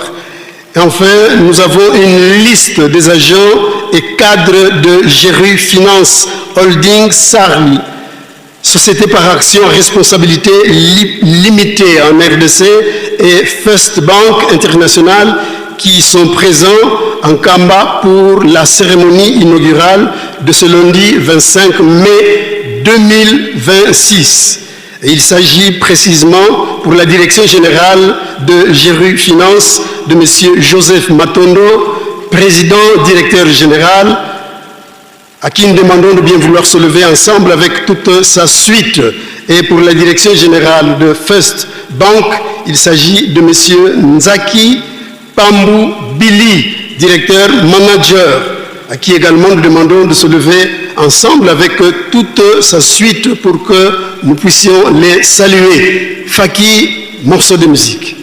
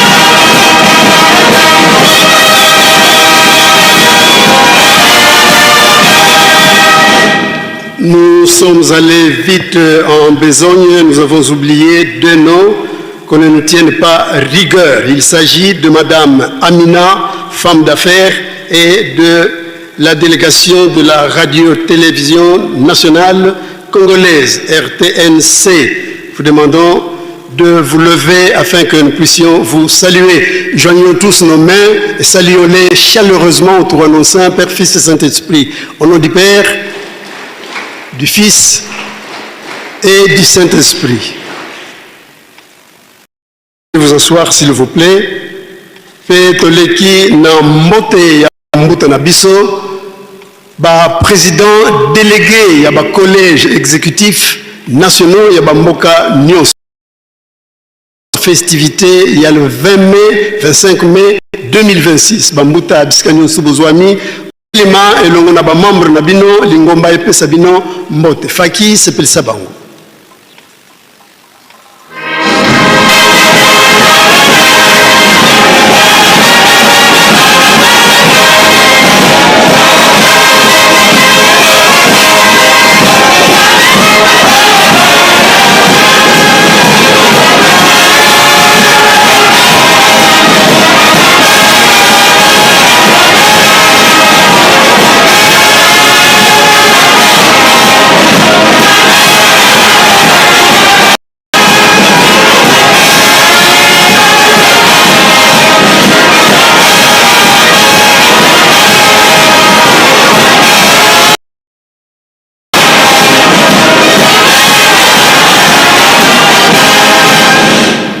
Bongsa maboko topesa bambuta na biso mbote ya esengo pe lokumu na kombo misato ya bule na kombo ya tata ya mwana pe tata santu. Merci bambuta bokoki na bino kofanda tosisi bongo na kombo ya tata mwana pe tata molimo santu pe tobengi papa pasteur ya ville sainte pour la suite ya programme. Merci.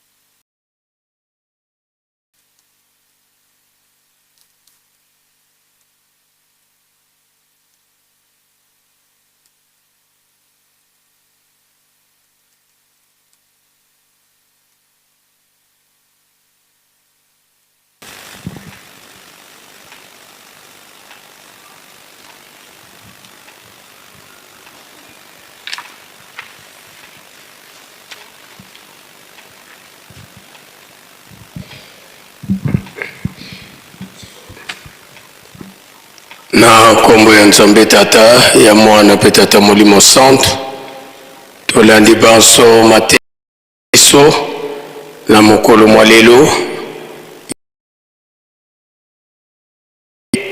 na boyei na ye ya mibale papa dia ndenge ala kaka ete akozonga na ye ya sika nde mai tolandi na matei tobomba tosalela po ete mokolo ya suka tokoka ko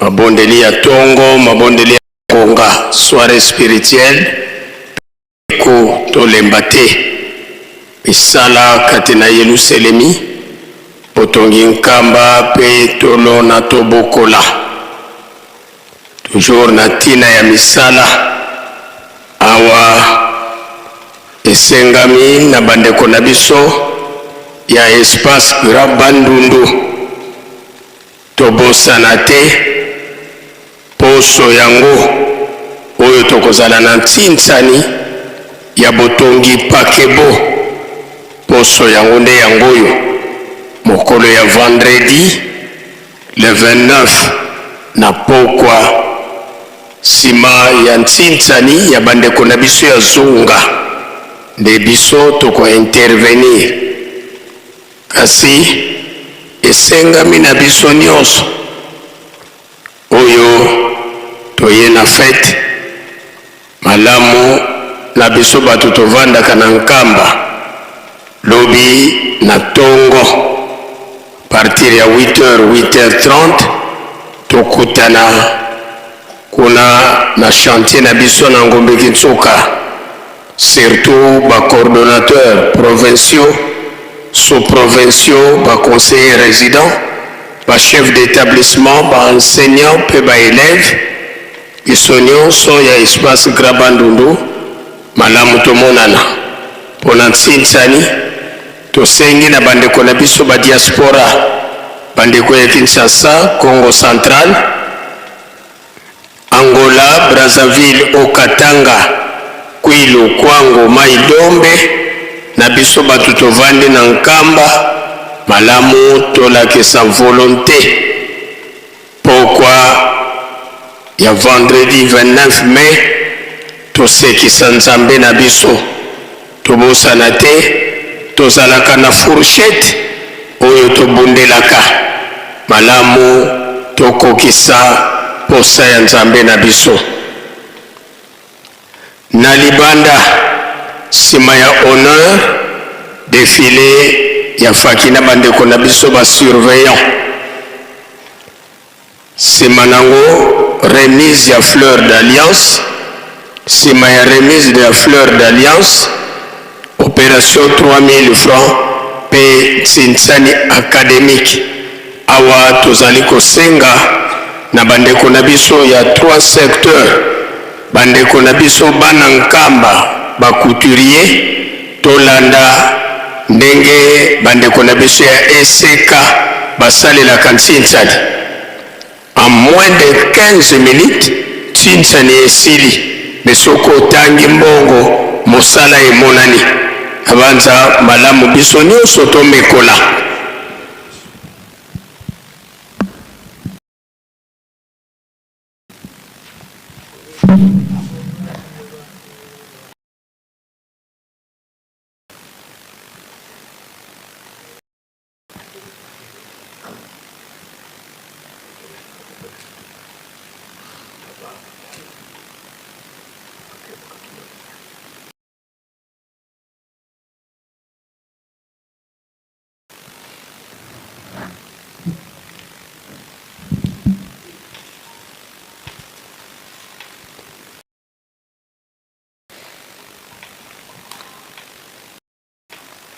Ndenge tozali na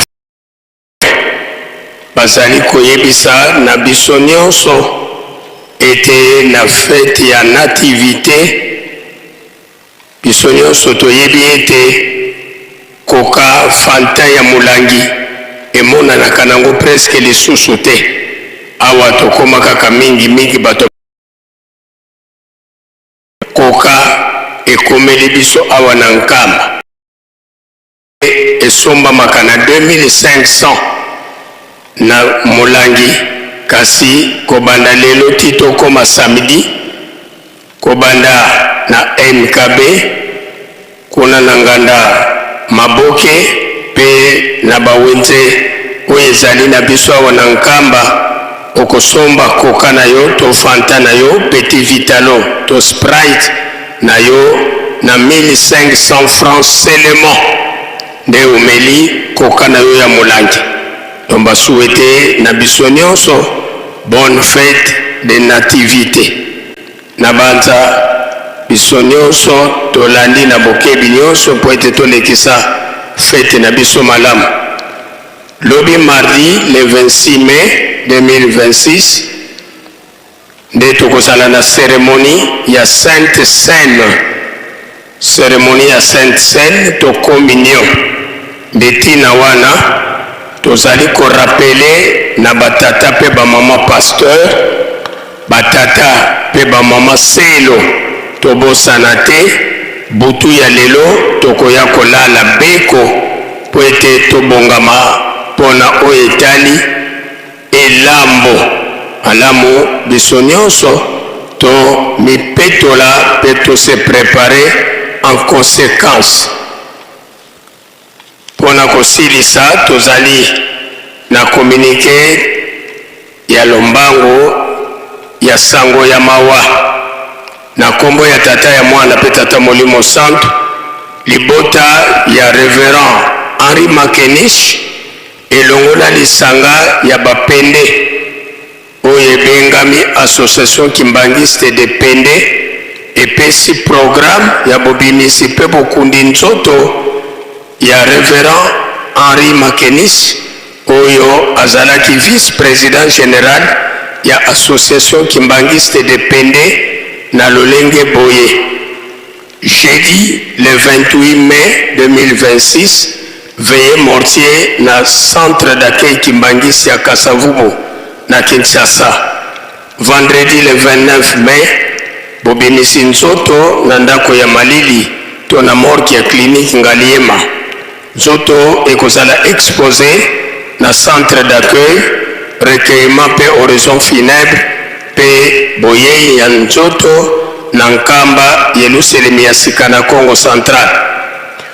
Samedi le 30 mai nde nzoto ekozala exposé kuna na mwanzo Kienga esika wana tolelelaki ndeko na biso papa Nsiala Lema Miskas nde esika yepe nzoto na ye ekozala exposé.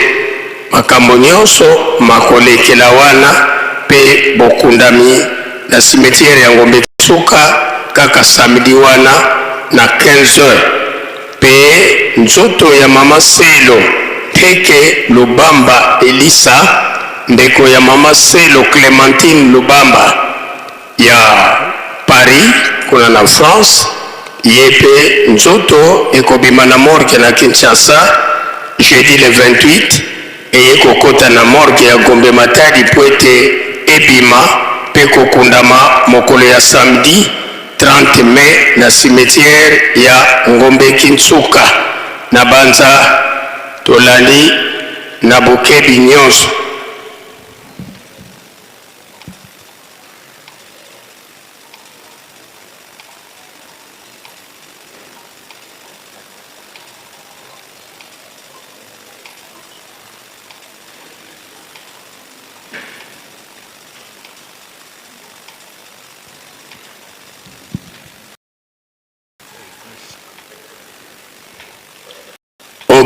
Na kombo ya tata ya mwana pe tata molimo santo yambo toleka na bopesani bambote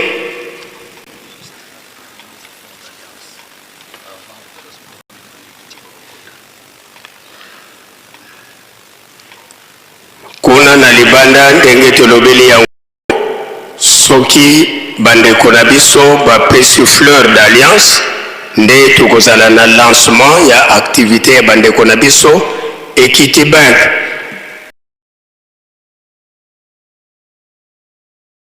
Ici activité na bango nde tokoleka na opération tolingi tokota na bopesani mbote faki tomibongisa musola kwa seye mwana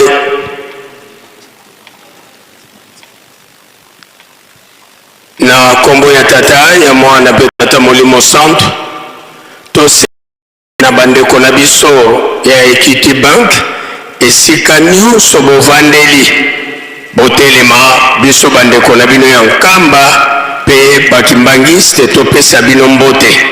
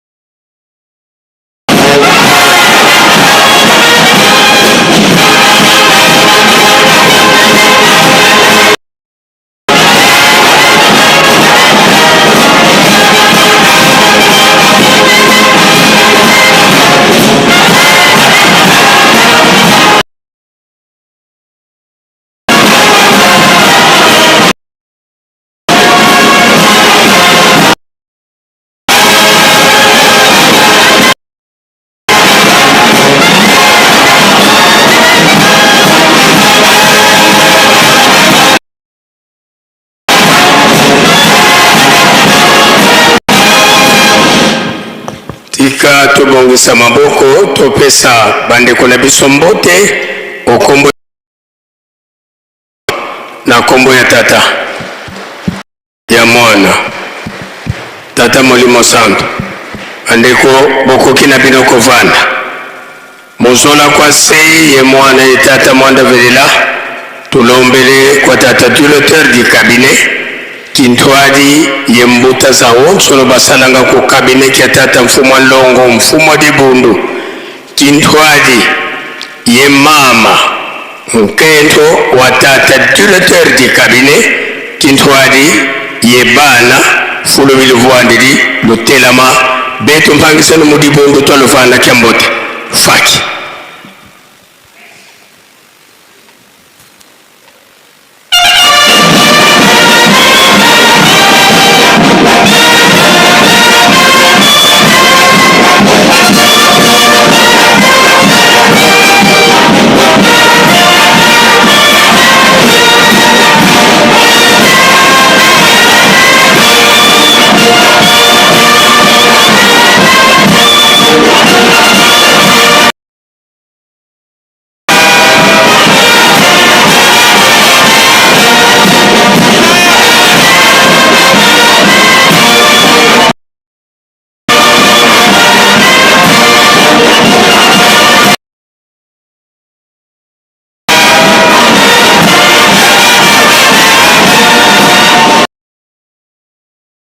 kubikeno moko twavana mbuta zetu kyambote munkumbwa se ye mwana tata mwanda velela munkumbwa se ye mwana ye tata mwanda velela bambuta tulendele kutovwana musola kwa se ye mwana tata mwanda velela tulombele kwa bankole bana babankole batekolo babankole fulu bya onso no bilovwandiri lutelama beto mpangizeno mudi bundu twaluvana kyambote faki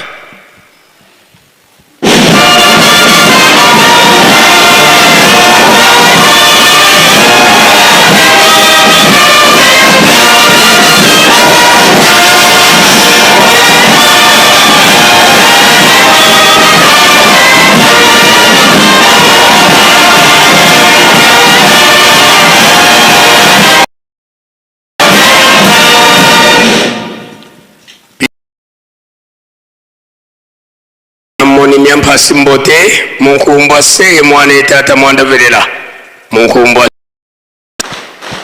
ye mwana ye tata mwanda velela bambuta tulendele kutovwanda musola kwa se ye mwana ye tata mwanda velela tukotele kukandele banlongo twena kindwadi ye mpange to mwana wa masemeto tulombele kwa mpangeto watutela mana beto mpangisa kumulibundu twakuvana kyambote faki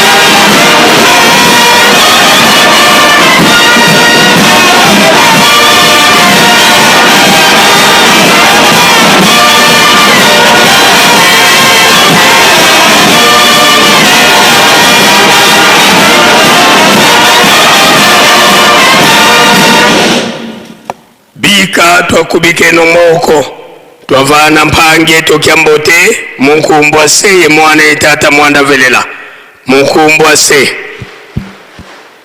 ye mwana ye tata mwanda velela pange to lendele kwa kuvwanda musola kwa se ye mwana ye tata mwanda velela twena kintwali ye ngudi zeto bamama bau bakalanga bimpovela bieto kwa masemeto tulombele kwa bamama lwatutela mana beto bana beno taluvana kiambote faki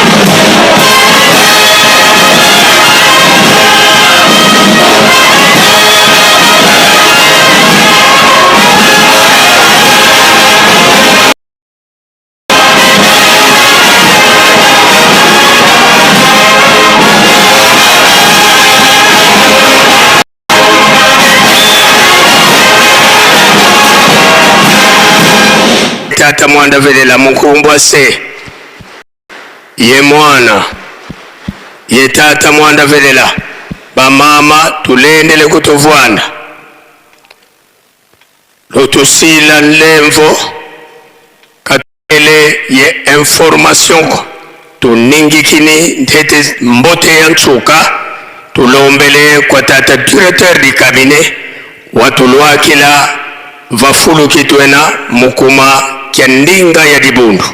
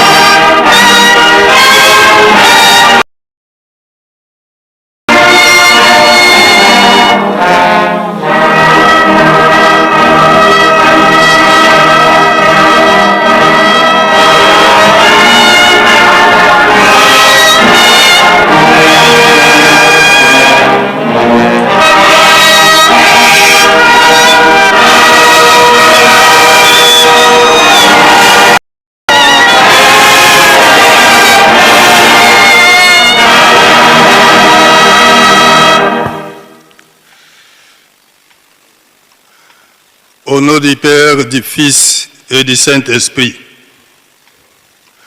Mot de circonstance du 110e anniversaire de la naissance de Papa Dialunga Nakiangani Salomon,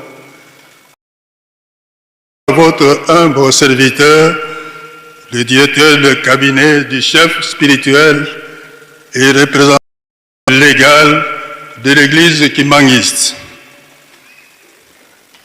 Révérend membre du clergé, révérend coordonnateur des écoles conventionnées kimangistes en sigle ECK, Monsieur le responsable de Messieurs les responsables de secteur, distingués à vos titres et qualités respectifs, tout protocole observé, chers papa et maman kimbanguistes. La divinité Papa Simon Kimbangu Kiangani, chef spirituel et représentant légal de l'église kimbanguiste, nous avons l'honneur de prendre la parole du haut de cette tribune pour vous souhaiter à toutes et à tous la bienvenue ici en Kamba, Nouvelle-Jérusalem, village natal de Papa Simon Kimbangu, ville sainte, siège international et berceau de kimbanguisme, à l'occasion des festivités marquant la naissance de Jésus-Christ de Nazareth, Fils de Dieu. En répondant à l'invitation de sa divinité, Papa Simon Kimbangu Kiangani, pour venir partager ensemble ce moment de festivité, vous prenez part au rehaussement du prestige de ce grand jour historique de la Nativité, la Noël, jour de naissance de Jésus-Christ de Nazareth et de sa réincarnation en 1916 en la personne de Papa Dialunga Nakiangani Salomo, le Christ, qui renaquit parmi nous, celui que nous appelions très affectueusement Papa Fumo Ambanza, c'est-à-dire le chef et le gardien de la ville sainte d'Nkamba, Nouvelle-Jérusalem, où nous nous trouvons en ce moment. Puisse l'Esprit Saint qui vous a guidé en paix jusqu'ici vous accompagne durant votre séjour, vous guide que dans l'exercice de vos responsabilités. Distingués invités à votre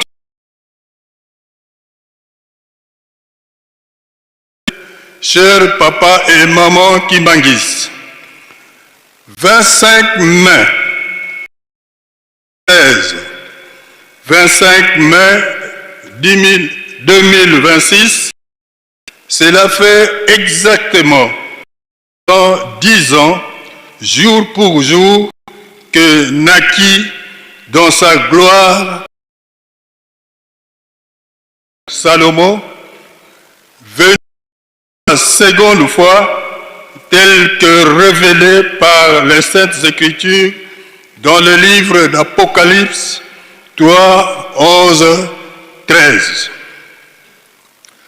Tandis que tous attendions cette révélation sur la vraie date de la naissance de notre Seigneur Jésus-Christ, nous promise depuis le 24 décembre 1990 par Papa Diangenda Kuntima Joseph, c'est curieusement et par surprise que le 25 mai 2000, à 0 heure, devant sa résidence en Kamba, Nouvelle-Jérusalem, Papa Dialunga Nakiangani Salomo lui-même nous fit cette révélation publique et historique lorsqu'il s'exclama tout haut et à 3 fois reprise « Noël ». La population tout entière avait repris en chœur « Noël ». Le jour du 25 mai fut alors définitivement consacré jour de la Noël.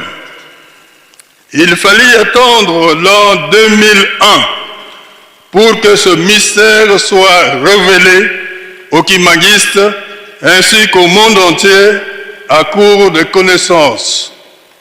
En effet, ce fut le 12 octobre de cette année que sa divinité, Papa Simon Kimbangu Kiangani, annonçant et officialisant le jour du 25 mai, celui de la naissance de Papa Dialunga Nakiangani Salomon, le Christ réincarné, comme le jour de la vraie Noël, véridiquement et historiquement recherché et trouvé dans les Écritures saintes par l'Église kimbanguiste en correction des erreurs du passé.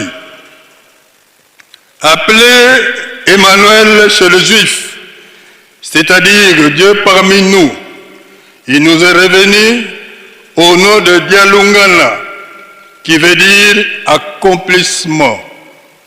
Il s'agit de l'accomplissement de la promesse divine au sujet de l'établissement du royaume de Dieu sur la terre.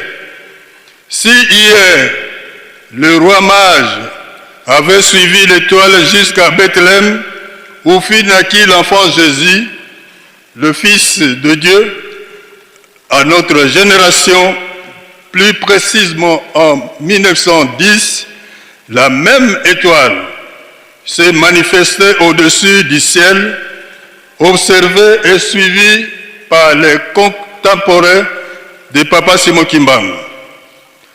Un événement de taille qui avait étonné l'homme de cette époque parce que cette étoile-là était particulièrement différente des autres. Né à sa première venue à Bethléem, un petit village de la Judée en Palestine, il renaquit plein de miséricorde, d'amour et de bonté en Kamba, Nouvelle-Jérusalem, avec un autre visage, un autre aspect, un autre nom et dans une autre race pour racheter l'homme du mal. Apocalypse 3, 12. C'est ici donc, en Afrique centrale, plus précisément en Kamba, Nouvelle-Jérusalem, dans la province du Congo central, en République démocratique du Congo, située au nord de la République d'Angola, que le Christ est né de nouveau, réaffirmant l'histoire glorieuse et du salut de notre Seigneur Jésus-Christ, une histoire à la fois vivante et mystérieuse. La venue de Papa Dialungana, comme celle de ses deux frères, s'inscrivent dans le plan de Dieu qui n'est pas celui des hommes. La mission spécifique de Papa Dialungana sur cette terre des hommes est principalement celui lui confié par son divin Père en 1960, où il signa les documents officiels ayant donné naissance à l'Église de Jésus-Christ sur la terre par son envoyé spécial, Papa Simon Kimbangu, avec de facto l'acquisition de la personnalité juridique accordée à la dite Église. Étant devenu de ce fait le premier administratif de l'Église kimbanguiste, il eut à rédiger plusieurs ouvrages doctrinaux, liturgiques et organisationnels du kimbanguisme, notamment Fuku Yabundu, Zolanga Yerusalem et Diampa, Tufyongonena Sono Dianzambi, Biuvu Yemvutu, Nsiku Yemalongi Mebundu, Sala Yefuntuka, etc., etc. Détenteur de grands secrets spirituels, Papa Dialunga Nakiangani Salomon se révélera au monde comme nous l'avait promis son éminence Papa Diangena Kuntima Joseph, qu'il est le Christ attendu, à qui il nous a été recommandé de faire honneur, à tel point que le cantique Tala et Bandele Eto lui fut exclusivement réservé. Tel est sommairement la vraie dimension spirituelle de Papa Dialongana Kiangani Salomo, le Christ réincarné et ayant vécu parmi nous. Ces enseignements ponctués par de nombreux proverbes, à l'instar de Jésus-Christ avec les paraboles, nous renseignent davantage sur la conduite chrétienne à tenir, à l'exemple de ces quelques proverbes. Mbi kaisangwangako, le mal ne se cautionne pas. Salukianzambi makesa kisosanga. L'œuvre de Dieu demande des gens déterminés. Kani kuyididi kiakaka kukia. Aussi longtemps que peut durer la nuit, le jour finit toujours par poindre, etc. Distingués invités, à vos titres et qualités respectifs, tout protocole observé, chers papas et mamans, permettez-nous de vous rappeler que Papa Dialongana Kiangani Salomo, le Christ, fit un père de modèle, fondé avec l'union à son épouse, Maman Kiwasisi Loa Kisita Marie, avec laquelle il eut 6 enfants que voici.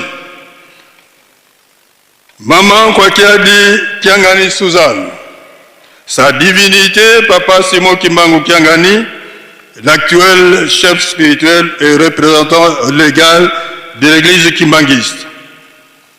Papa Bitouvuidi Kiangani Zako, Papa Mbenza Kiangani André, Maman Tsona Kiangani Marie et Papa Diangenda Kiangani Joseph. Voilà ici brossé quelques passages essentiels et édifiants sur la nature, la vie et la mission de Papa Dialongana Kiangani Salomo, qui a majestueusement et divinement légué cette noble mission à son père, sa divinité Papa Simon Kimbangu Kiangani, derrière lequel sont rangés tous ses frères et sœurs, conseillers et conseillères directes, tous unis pour une cause juste, qui est la préservation de l'œuvre salvatrice de Papa Simon Kimbangu. Nous ne pourrons terminer ce mot de circonstance sans exprimer la profonde gratitude de sa divinité Papa Simon Kimbangu Kiangani à son Excellence Félix Antoine Tshisekedi Tshilombo, président de la République, chef de l'État, garant de la nation, qui à chaque instant prête une attention particulière sous diverses formes à l'œuvre salvatrice de Papa Simon Kimbangu, l'envoyé spécial de notre Seigneur Jésus-Christ. Que vive l'Afrique, que vive la République démocratique et vive son Excellence Félix Antoine Tshisekedi Tshilombo, président de la République démocratique du Congo, chef de l'État, Kimbangu, fondateur du kimbanguisme. Que vive sa divinité Papa Simon Kimbangu Kiangani, chef spirituel et représentant légal de l'église kimbanguiste. Que vivent les écoles conventionnées kimbanguistes en sigle ECK. Que vivent les 3 secteurs. Que vive Banankamba. Noël, Noël, Noël. Nous vous en remercions.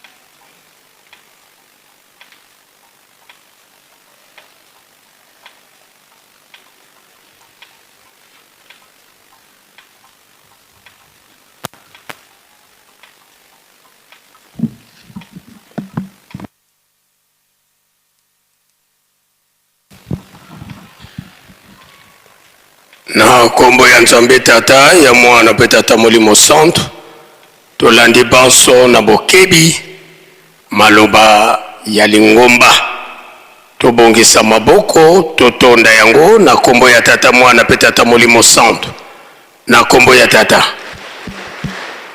ya Mwana Tata Molimo Santo sika tokomi potosilisa bambote faki disposition pratique mosola kwa se ye mwana ye Tata Mwanda velela twena kindwadi ye sedieto Tata Mfumwa Mbanza Tata Nloengesi Tata Nsongya Nzila Sinzidi bitwa sisula mu Yerusalemi toka mona 1921 kasiswa na telumbu kya unu Tata Mfumwa Mbanza vwendi yeto mukati kwa Yerusalemi yesimbi de salukiani na kekete bonsu boka sisula kyo yandi inkengili a Yerusalemi ntongesi yenvyengesi a Yerusalemi yandi pe watambula mbebe ya kusisonga ngazisi kia Tata Mfuma Longo Mfuma Dibundu tangu sasubuke na wabindama mukuma kia Kisalu tulombele kwa sedi yetu watutela mana beto bana tukuvana kiambote faki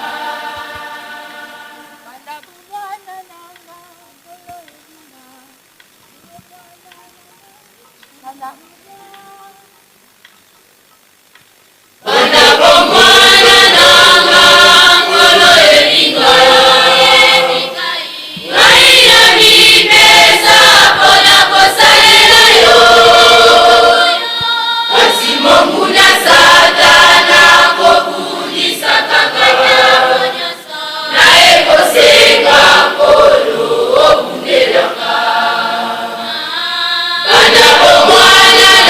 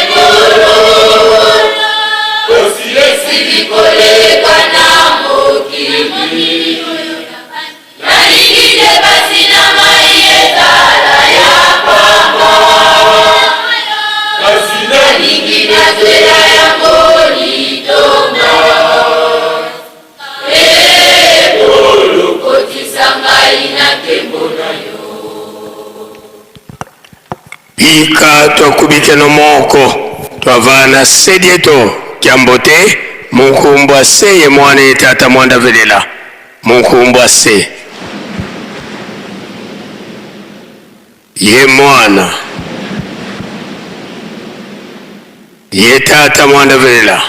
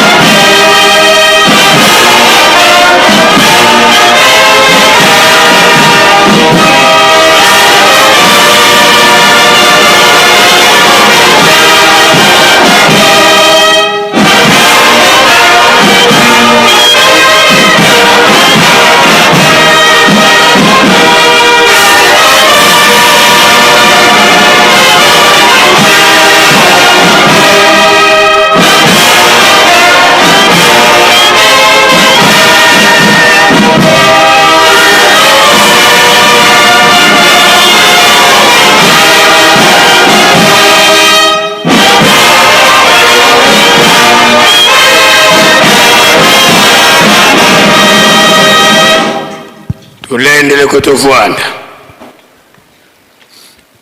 serieto wanzambeto tata fuma mbanza beto bana bakutukolombelo bakafulu watusikidikisa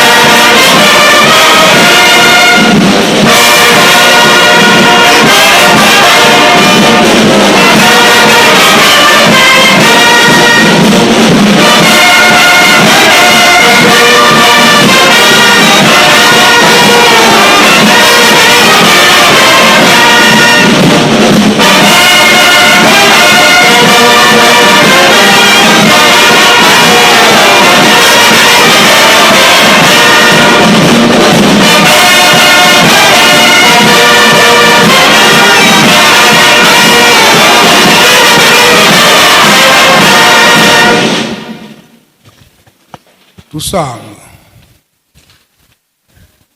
ensambu zange mfumu wetu Yesu Kristo yozola kwa ngitata nzambi wasi yo ntwadi wangitata mwanda wavelela bika kwa masikilanga muna yeto tukwa ya kwa yelemvu se ye mwanda mwanda wavelela.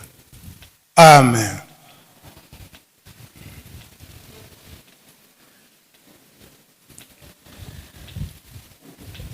O nkombo ya tata ya mwana pitata mulimo santu delo ezali mukolo munene na organisation ya Lingomba banda na 0h to minuit okabola mokolo ya le 24 mai pe 25 mai kokoti na yango toyebi ete eza mokolo manene ya le 25 mai tolandi banda tongo mabondeli banzembo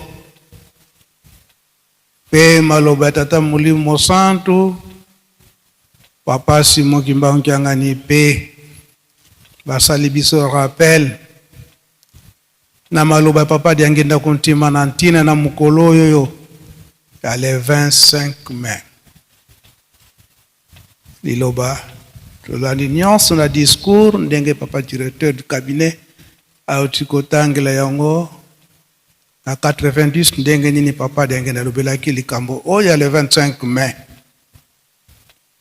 ye moko kolo mukolo papa dia lungana Kiangani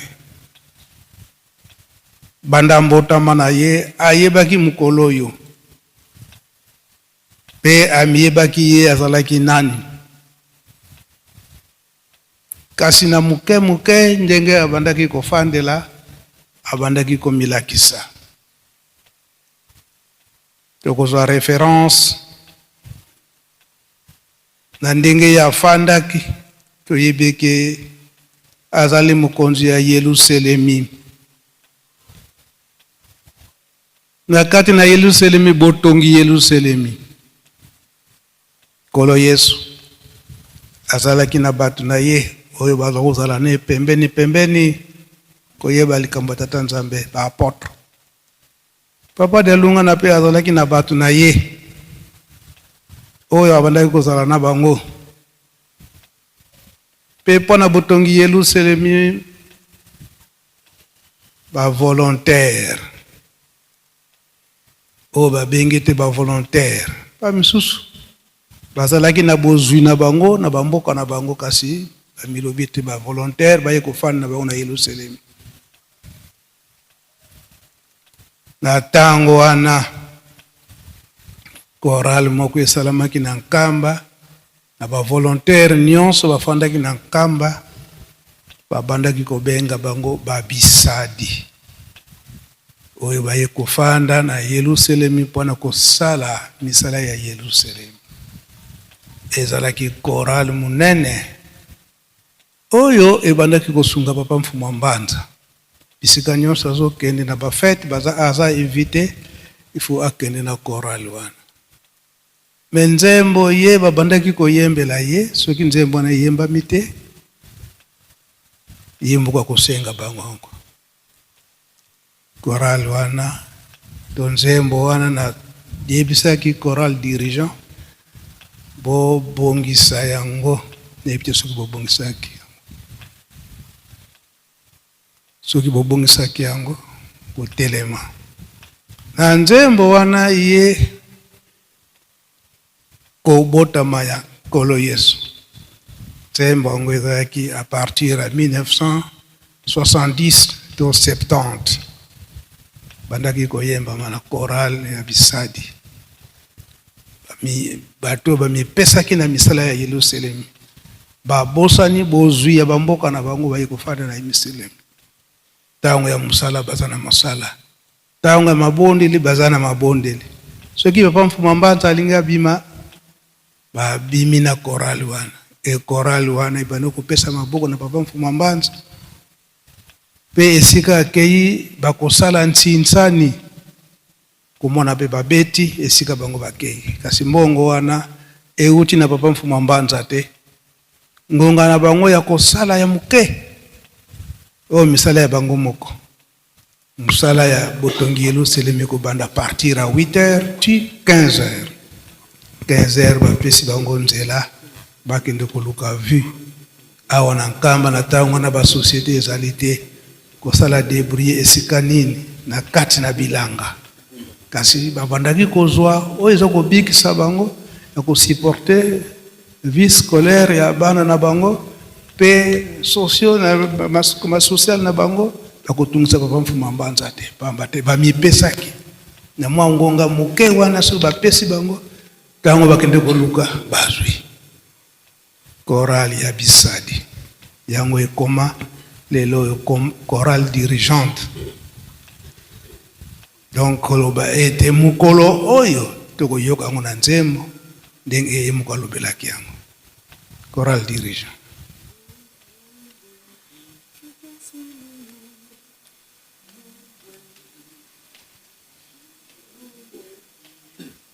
Lumbo eke kiansi lulu.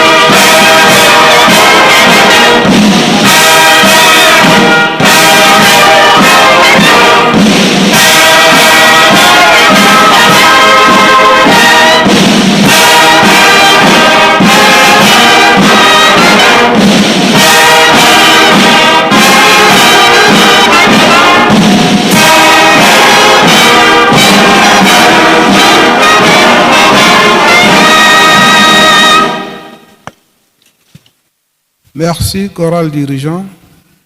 Merci, Faki. Oto bongisi na lingala. Oya kulimbule labiso, nzembo, elobinini. Oyo papa Mfumambanza, papa de Lunga na Kiangani, aiko fanda, na kati na Yeluselemi, azali entouré, na bolingo na ye, oyo babengami bapetwi. Wana kukumbisa tata Nzambe nkolo yesu tata Molimo Santo. Merci papa, natina kopesa biso maloba. Na komba tata mwana petata Molimo Santo, nzembo oyo eutoyembana na bandeko na biso la grande chorale du dirigeant na Kikongo na lingala maloba nde yangoyo. Mokolo oyo ezali ya elaka bokasi ya tata Nzambe emonani kati na biso. Libota ya bayindo lokola batungisamaki mingi atindaki mosungi kati na biso pona kobikisa biso. Tozongeli mokolo oyo ezali ya elaka bokasi ya tata Nzambe emonani kati na biso. Libota ya bayindo lokola batungisamaki mingi atindaki mosungi kati na biso pona kobikisa biso. Refrain. Boya banso tokumisa nkolo kokumisa pe kosanzola ye bolingo na ye ya solo ekuke ya likolo afongoli kuna na nkamba Yeluselemi ya sika. Esika ekovandaka nkolo na lisanga ya basantu. Na komba tata mwana pe tata Molimo Santo. Osilisa ono nkolo Yesu. Tumususute. Yango tosengi excuse na wa invité na biso. Tomoni te ngonga ekei. Kasi emonani te mukolo oyo ezali nde ya esengo mingi. Na nzembo oyo euti koyemba ma elobite tokumisa ye. Yango nde lokumu ezali komonana na mukolo oyo. Ye moko abandaki koloba. Musala ya tata Nzambe na tango wana volonté ezali ngate mutu ekosalaka mais volonté nde ekosalaka. Lingi koloba maye nyonso mabongisamaki mpona lelo malgré ngonga si eleki kasi ndenge tozo kobima libanda nyonso il faut esalema ndenge programme ezali tracé ata butu eye kasi manso esengeli tokokisa yango pamba te ezali nde mukolo ya esengo. Yango tozala kaka ya kokangama na kati na bolingo mibeko pe misala onkombo tata mwa tata Molimo Santo. Amen. Bika twakubikeno moko twatonda lusiku musu tutambuli kwa sedieto muzola kwa seye mwane tata mwanda velela munkumbwa se ye mwana ye tata mwanda velela.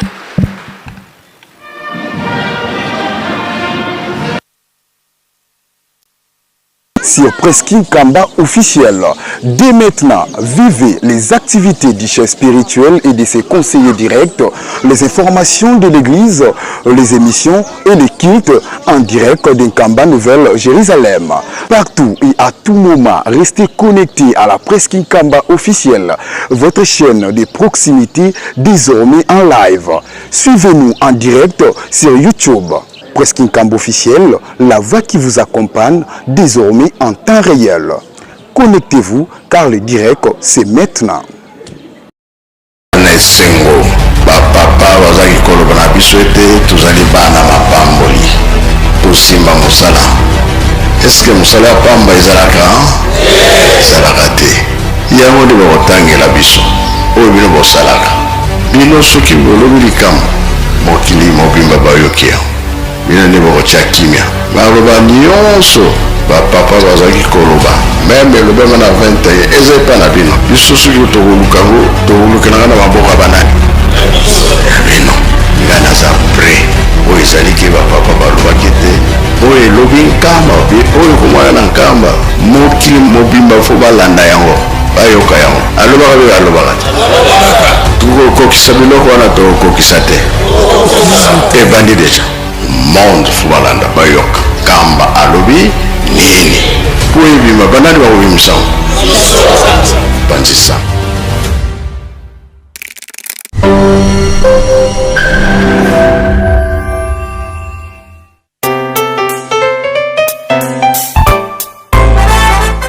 Bonjour à tous et bienvenue sur cette chaîne YouTube Presque Nkamba, une nouvelle chaîne créée officiellement pour vous donner l'actualité de Nkamba dans différents programmes comme l'émission Plateau des pèlerins, l'émission Opinion des visiteurs de Nkamba. Bref, toute l'actualité de Nkamba sera disponible tous les jours sur cette chaîne YouTube. Surtout, abonnez-vous massivement car le meilleur reste à venir. Tozala na esengo bapapa bazalaki koloba na biso ete tozali bana mapamboli tosimba mosala.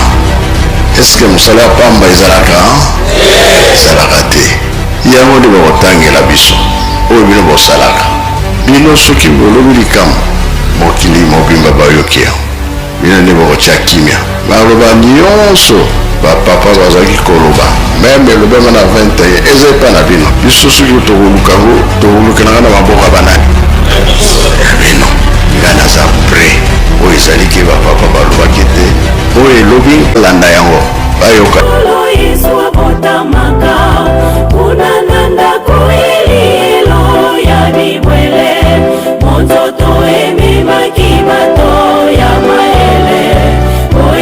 bakende kokabela mwana makabo ya lokumu oyo ekosangisa mikili misato abotami lelo awa na baino omboka nkamba eluselemi ya sika bato ya maele bajali kokendo mboka nkamba kotala mwana bato ya maele bajali kokendo mboka nkamba kotala mwana Noele Noele Noele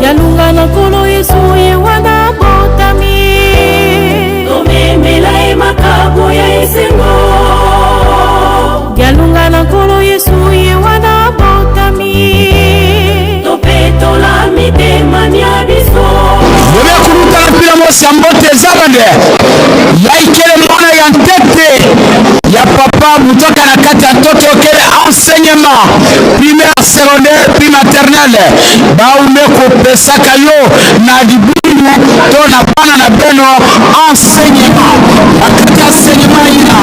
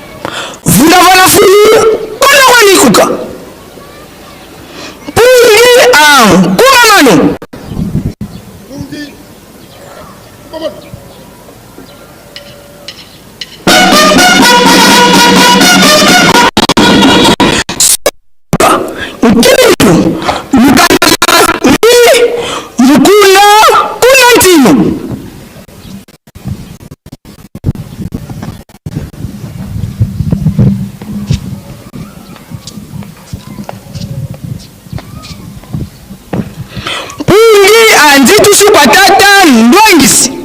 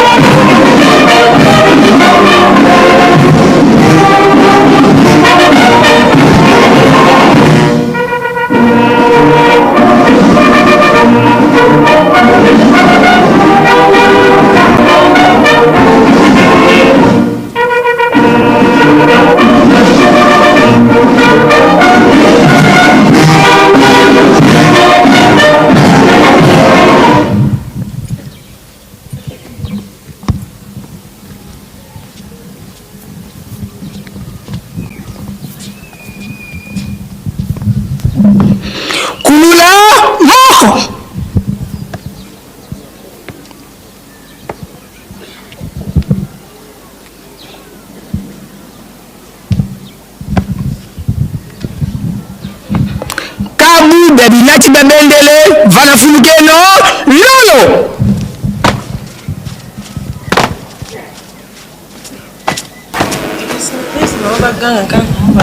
bimvuga byanjitusu lubaluka kulumonso lolo mukuba manu andatulu anjitusu pungi papoye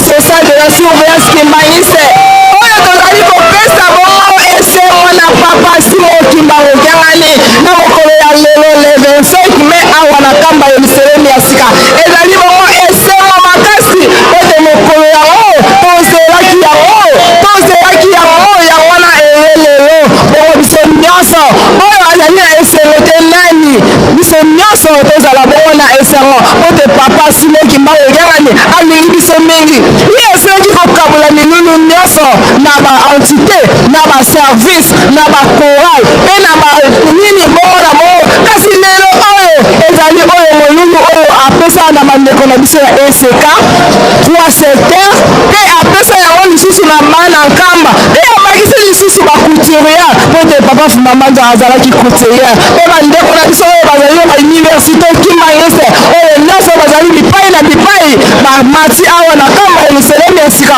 oyo kosepelisa mokolo yango na yango biso baso ezali esengo makasi mpo te nzambe alingi biso mingi mpe akolingaka biso ntango nyonso yango wana azali kotinda biso tosalela bongo oyo ye azali kolinga tozala bongo nsima na ye po te mokolo ya suka apesa biso eyano ya kitoko ayakisa biso esengo oyo kutu tozali komona awa ezali esengo te kasi oyo ye apombeli biso ezali mpenza ya mingi mpe ya kitoko ya wana biso baso tozala kaka nsima na ye nde akosepelisa biso nde tobandi tozali komona fafa Kimbanise bango wana bazali kotambola na esengo nyonso bazali kobeta enzenze na esengo makasi mpenza ya wana tozali komona tozali kosepela elongo na biso baso tozali awa na banzima mawina ezali na esengo makasi na mokolo ya lelo le 25 mai okoki kozanga liloba te po te oyo bazali kolanda biso na mokolo ya lelo bazali kosepela mpe bazali koyoka nini ezali koleka kasi biso te tokoyebisa bango oyo ezali koleka awa mama nina naloba epai na ye mama. Gloire à Dieu au plus haut des cieux et sur la terre paix pour ses bien-aimés. 14 heures passées de 47 minutes en local, une heure de plus dans tous les du pays. L'heure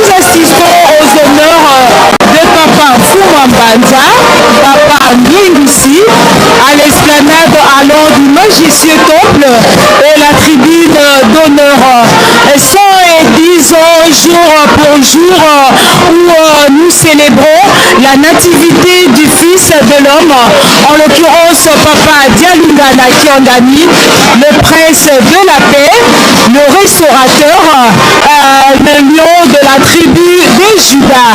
C'est lui qui est venu nous racheter, car un brebis était égaré.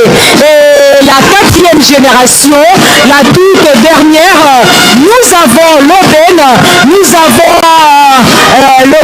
car nous détenons le sacerdoce royal, car la Sainte Trinité en toute plénitude réside au Congo. Et oui, cette belle histoire se déroule nulle part ailleurs, si ce n'est qu'en RDC. Voilà, c'est parti. Okembo Ouzietele, la renommée de Papa Simon Kimbangu s'est répandue à l'échelle tant nationale qu'internationale comme une traînée en poudre, une journée en liesse. Et voilà qu'une journée en liesse riche en couleurs où nous assistons au passage de nos frères et sœurs de la fanfare qui bondissent la ceinture touchée spirituelle dans ces cantiques au Kembo, Ouzietele.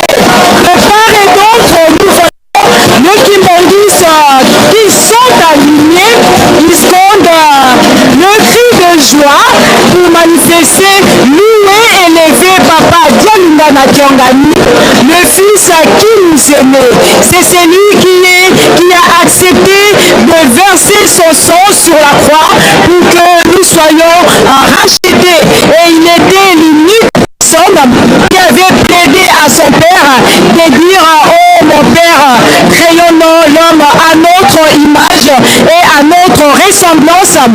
Nous cessons de le dire, qui pouvait y croire? L'Afrique, 4400 ans durant, nous étions... Il fallait s'y attendre le 12 septembre 1887 pour que cette grande étoile se dirige en Afrique, en RDC. En Kamba, la grande étoile qui est Papa Simon Kimbangu, l'homme noir. Et aujourd'hui, nous avons l'église Kibondis, qui est non seulement une civilisation, mais c'est notre Papa Fumanbanza à la tribune de nos. Les honneurs dus à son rang. C'est celui le gardien de Kamba, la nouvelle Jérusalem. Et nous disons merci à ceux qui ont répondu présent à cette belle journée historique. Quoique nos Africains ne savent pas encore leur identité. Et nous vous invitons de nous approprier et réapproprier de notre histoire, car l'humanité a tiré la vie ici en Kamba, nouvelle Jérusalem, berceau de l'humanité. Ce n'est pas vrai que le pape Jean Paul II avait déclaré tout haut: Dieu est africain, Dieu est africain, Dieu est noir, Jésus est africain et il est au nord de l'Angola. La belle histoire du monde se dessine en Afrique, au Congo et en Kamba, la nouvelle Jérusalem. J'essaie à ma consoeur pour la suite de ce reportage en cette belle journée de nativité du Fils de l'homme, où nous célébrons le 110e année, jour pour jour. Merci beaucoup, Maman Nina ya solo tozali komona esero makasi oyo tozali komona kaka mouvement social de la souveraineté bazali komona tomoni moko pour que 5 elakisi 5 continent du monde wana ezali sud epoto nzambe ezali bisika manso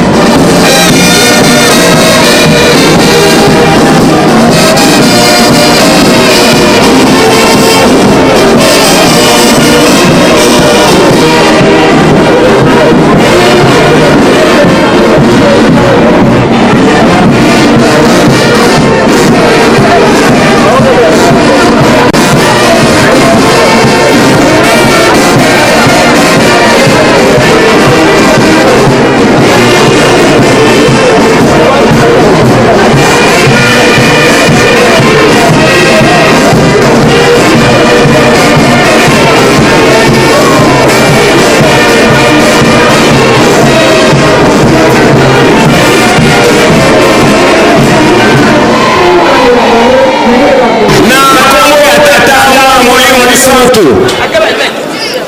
Papa Simon Kimbangu Kiangani, représenté par Papa Ntsongianzila, conseiller direct. Nkoloyi Subana na yo, libota na yo, ya 25 mai, biso nyonso libota na yo ya 25 mai, papa, toye kozongisila bino matondi, na ndenge bobateli biso, banda le 25 eleki, te la 25 ya lelo. Topesi merci na maye nyonso, bobombi biso papa. Yango wana tosengi bino papa, bobomba biso lisusu, makasi, ndenge bobombi biso na mbula euti koleka. Na yango papa, tosali pe mabunga ebele, tosengi bolimbisi, limbisa biso, toye kozongisa sikoyo alliance ya sika. Po ete bobomba biso, ndenge bobomba biso na mbula eleki.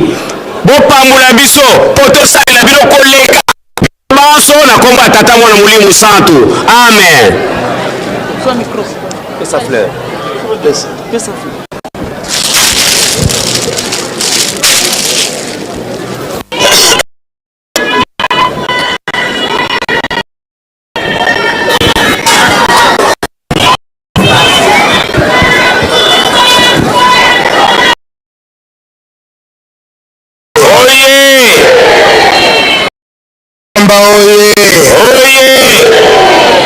Trois secteurs, oyez! Oyez! Institut supérieur, oyez! Oyez! Université Nabiso, oyez! Oyez! Mingi ya kubakisa ezali te. Frère, oyez! Tozongi lisusu na motema ya nkolo Yesu papa dialunga na Kiangani. Tofia ukidi Noele. Noele.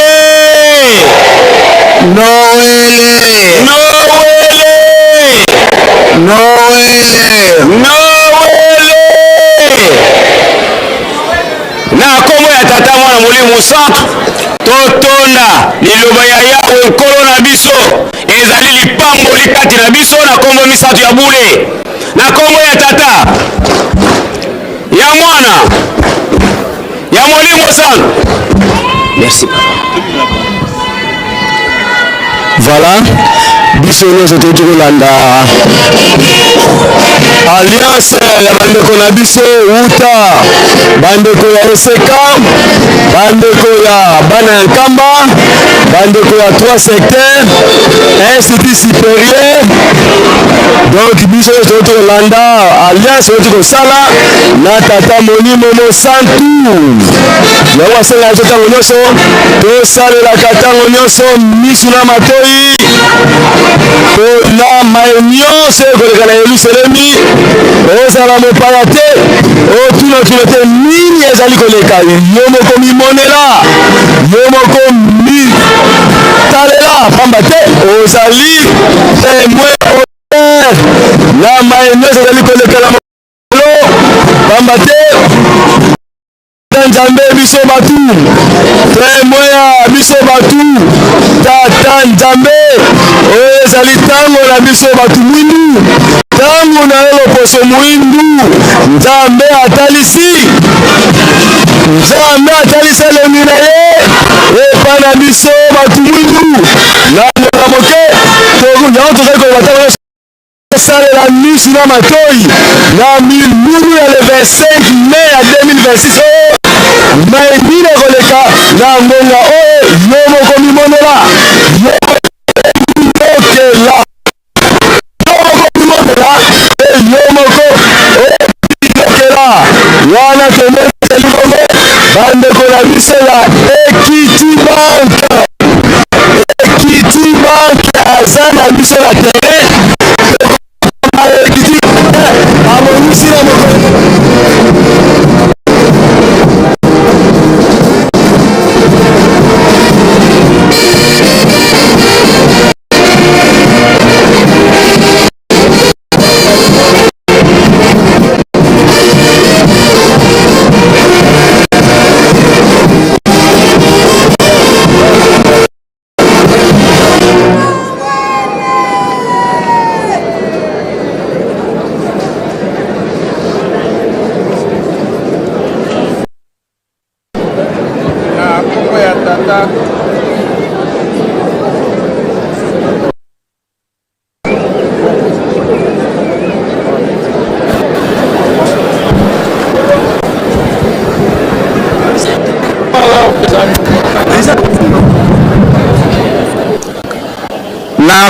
tata na mwana pe molimo santo batata pe bamama mwa attention na biso mwa moke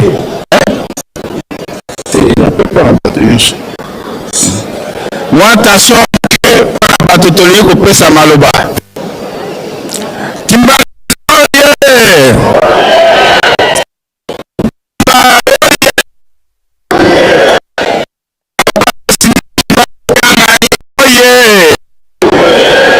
Papa Simon Kimbangu Kyanga oye. Papa Simon Kimbangu Kyanga oye. Oye. Oye. Oye. Papa Simon Kyangani Mwandave Wazola Walembi Zola Kaka Ekaka Yani Kaka Yani Kaka Yani Kaka Noele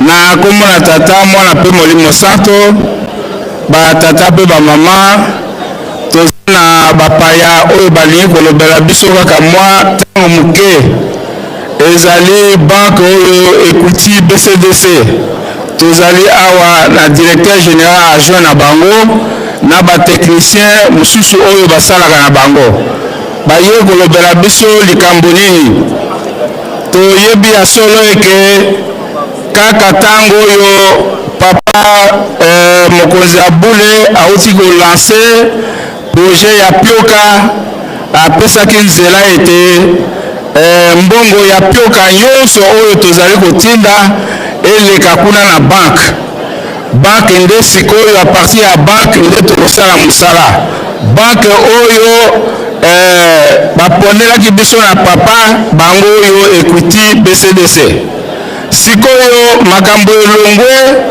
na lingomba sikoyo makambo nyonso efandi papa nono asengeli kozala na biso po ayeba makambo ayebisa biso makambo wana me lokola tozala na ngonga te makambo nyonso eza kotambola malamu sikoyo baza na posa na biso bandimi po ete tofungola bakote na biso bakopesa mpe biso avantage oyo ekoki na mosala na biso oyo tokoki kosala ezala mpe mpona bamutuelle de santé mpe makambo mosusu yango bayei mpo ete bakoka koyebisa biso na nkamba awa tokolanse opération bango na bango epuis bipai nyonso oyo kosengelema na kati na lingomba na RDC mobimba makambo yango mpe ekokende lokola mpe na diaspora makambo yango mpe kozala omoni le premier mai awa tobimaki awa bato ebele ya mosala me mbongo ya koakompagne biso na mosala wana tokozwa kaka na maboko ya banke oyo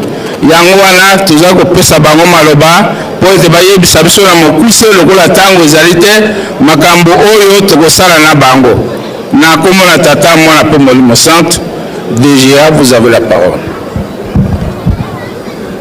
na kombo ya tata ya mwana santo na kombo ya Equity BCDC pesi bandeko ya Église Kimbangisto mbote tolaki bino lisusu na mokolo ya lelo Noël, joyeux Noël na bino nyonso. Alors totondi nano botondi na mwa ntango moke bopesi biso ngai na ekipe na ngai mobimba tozali korepresente banque Equity BCDC. Banque Equity BCDC ezali bongo banque oyo ya bino na privilège oyo bapesi biso eke tozala banque ya awa ya communauté Kimbangiso ya mokili mobimba ezala awa na Nkamba na Angola na Brazzaville na mikili ya poto banque oyo bopesi biso privilège ekota na ndako na bino ezali Equity BCDC na yango eloko oyo toye nango liboso avant tolaka bino makambo ebele mwa symbole moko ya moke toya nango ya papa na makambo oyo tokosala mingi na bino nyonso yango oyo ya mibale ezali eloko nini oyo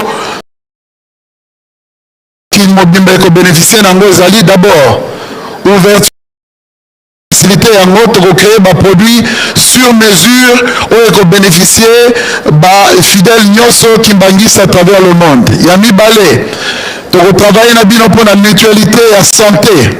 Tout ça là de sorte que très bas pour la communauté Kimbangiste.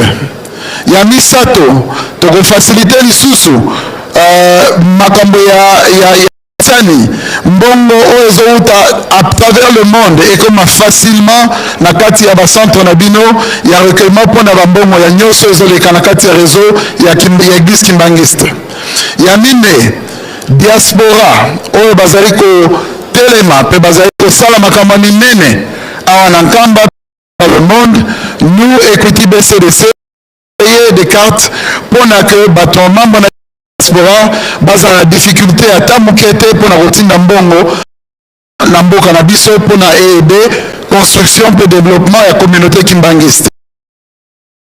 Mais ya motu ya makasi ezali to travailler bongo na église Kimbangiste pour na ya éducation ya bana ndenge nini toko sala ete biso na bino to tia maele na biso pona bana développement ya mayele ya bana Kimbangiste à travers le monde. Donc toko sala ba bourse d'études na makambo belé o toko solo na bino na sima pona mikolo za koya. Donc na mokuse oyo toza nango lelo yango oyo et to continuer ba dialogue na biso pour te développer ba solution sur mesure pour la communauté Kimbangiste ya awa et à travers le monde.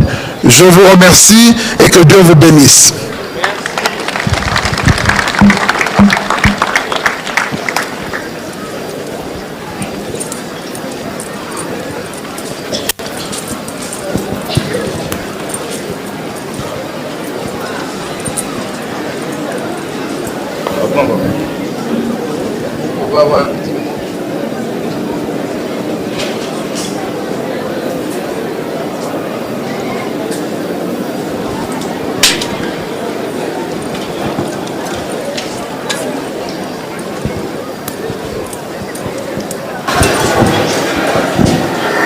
Kimbangiste moye! Kimbangiste moye! Kimbangiste moye!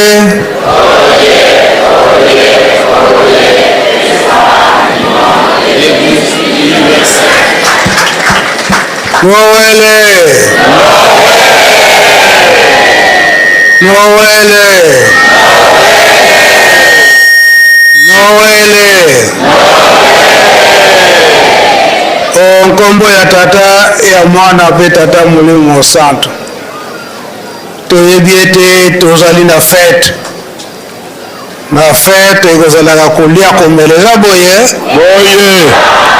tofandaki banda tongo minoko nano ebouge te banda toliaki mikate ya tongo yango esali ete bandeko ya banke Equity Bank bayeli biso likambo ya malamu moke oyo tolandi baexplike biso makambo nini ekobanda koleka na bandeko na biso ya bank soit Equity Bank bayeli biso likambo ya kitoko oyo ekofasilite biso po biso toyebi ete tokotongaka lingomba na bandimbi na muke ndenge tokozwaka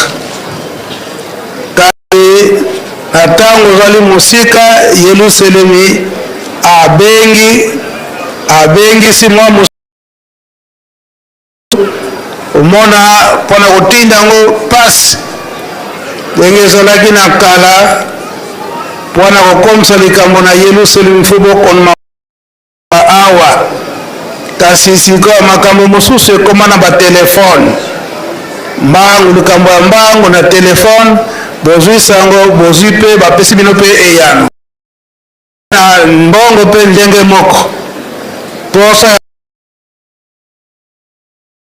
et surtout sikoyo ekomi na mpasi komona ete moto ya kotia susu motema azali te omona okotinda okopesa ye bamosusu apesa ngai tike mpo nakomisa bamosusu nakomakela ambiskade nyonso ekei bamisusu mona amemi kasi na nzela nayokaki nzala nalongolaki ndambo oyo nyonso wana na biso ekiti bamoni ete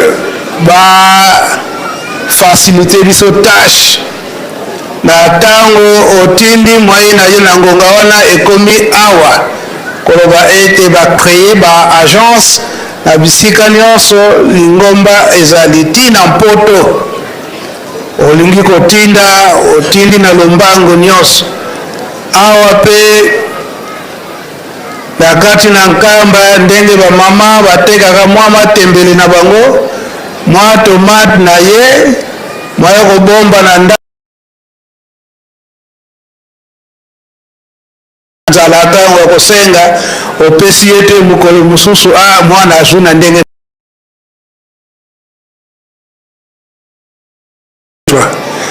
kasi so oye kobomba awa na kati na banke na ntango oyo ebombami malamu esengo te esengo likambo ya malamu bayeli yango wana donc baye kosala lancement officiel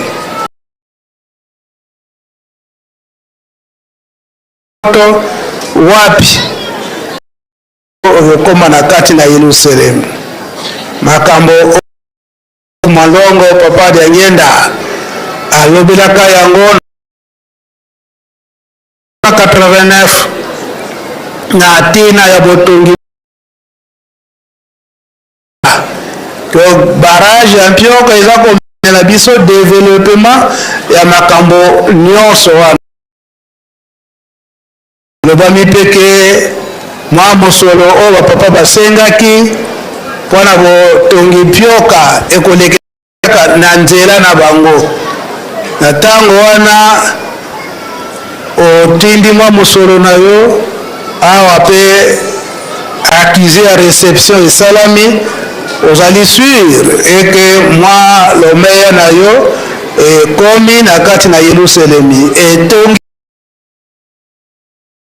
présence ya bandeko na biso yango nde baye komona biso likambo ya malamu to ya mabe ya malamu yango mosolo ekolukaka bato oyo baza na motema ya pio yango bamonani baza motema ya pio baye kosalisa biso mpe tozala motema ya pio mpona kopesa toyokani ingeta ngai nasilisi bokombo tata mwana mpe tata molimo santo amen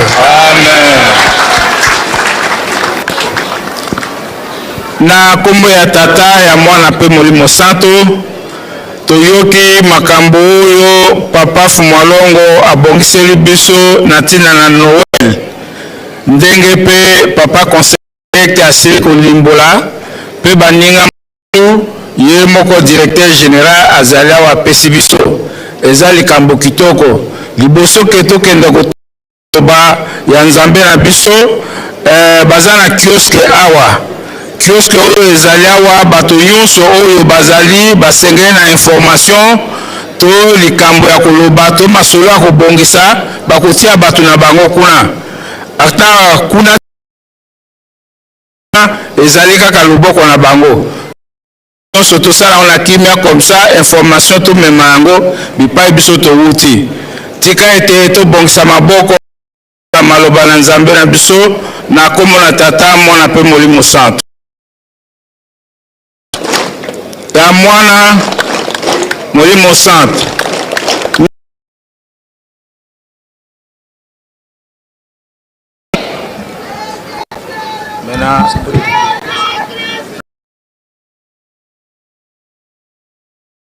Minduri. Voilà.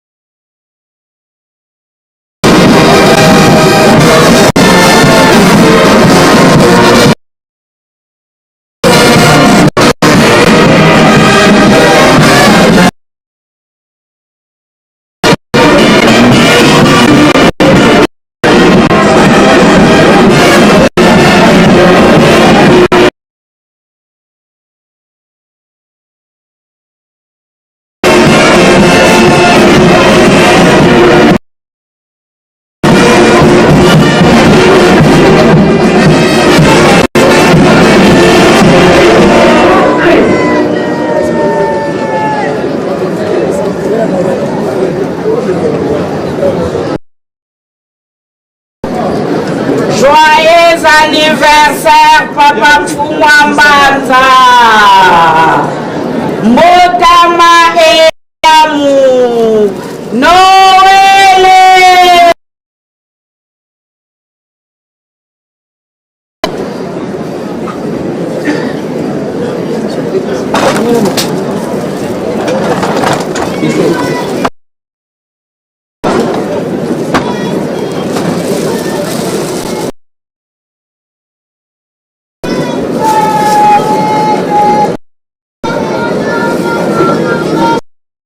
Utugulu ya mbote.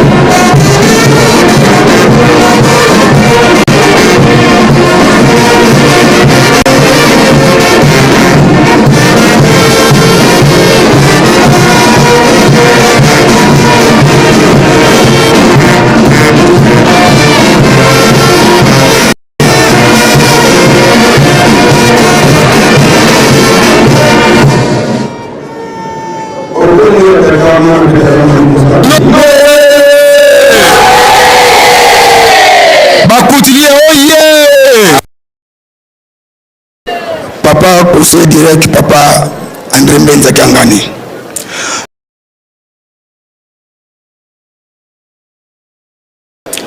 Nani ayebaka onke lelo biso bakutilie photo ya nkolo Yesu. Papa dia lungana Kiangani nkolo sengote. Papa dia lungana tikala oya somba na 1931 tina mokolo lelo ezali ngana kuti yango na 1990.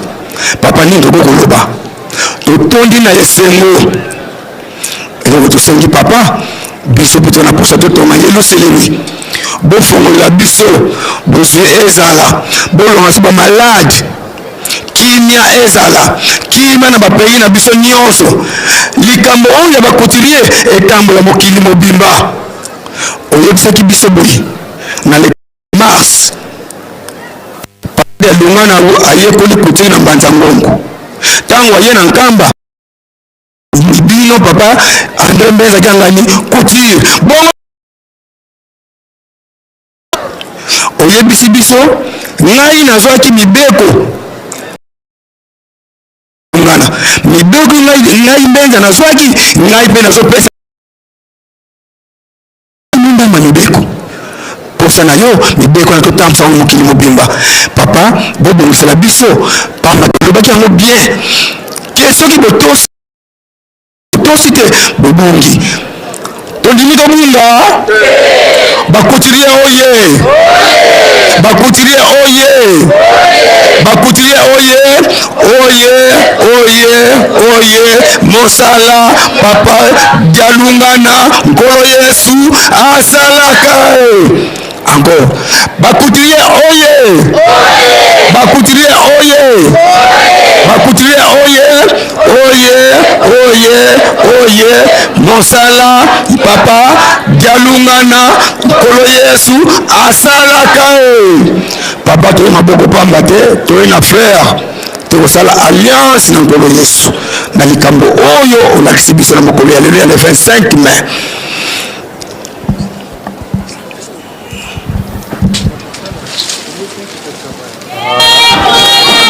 Voilà, ezali bongo ba couturière oyo ya représentation ya ngone kamba pote papa Fumwa Mbanza kibongo couturière. Toye na ba biso papa mwana motindami papa tinda biso ndenge olobaki yango le 4 mars.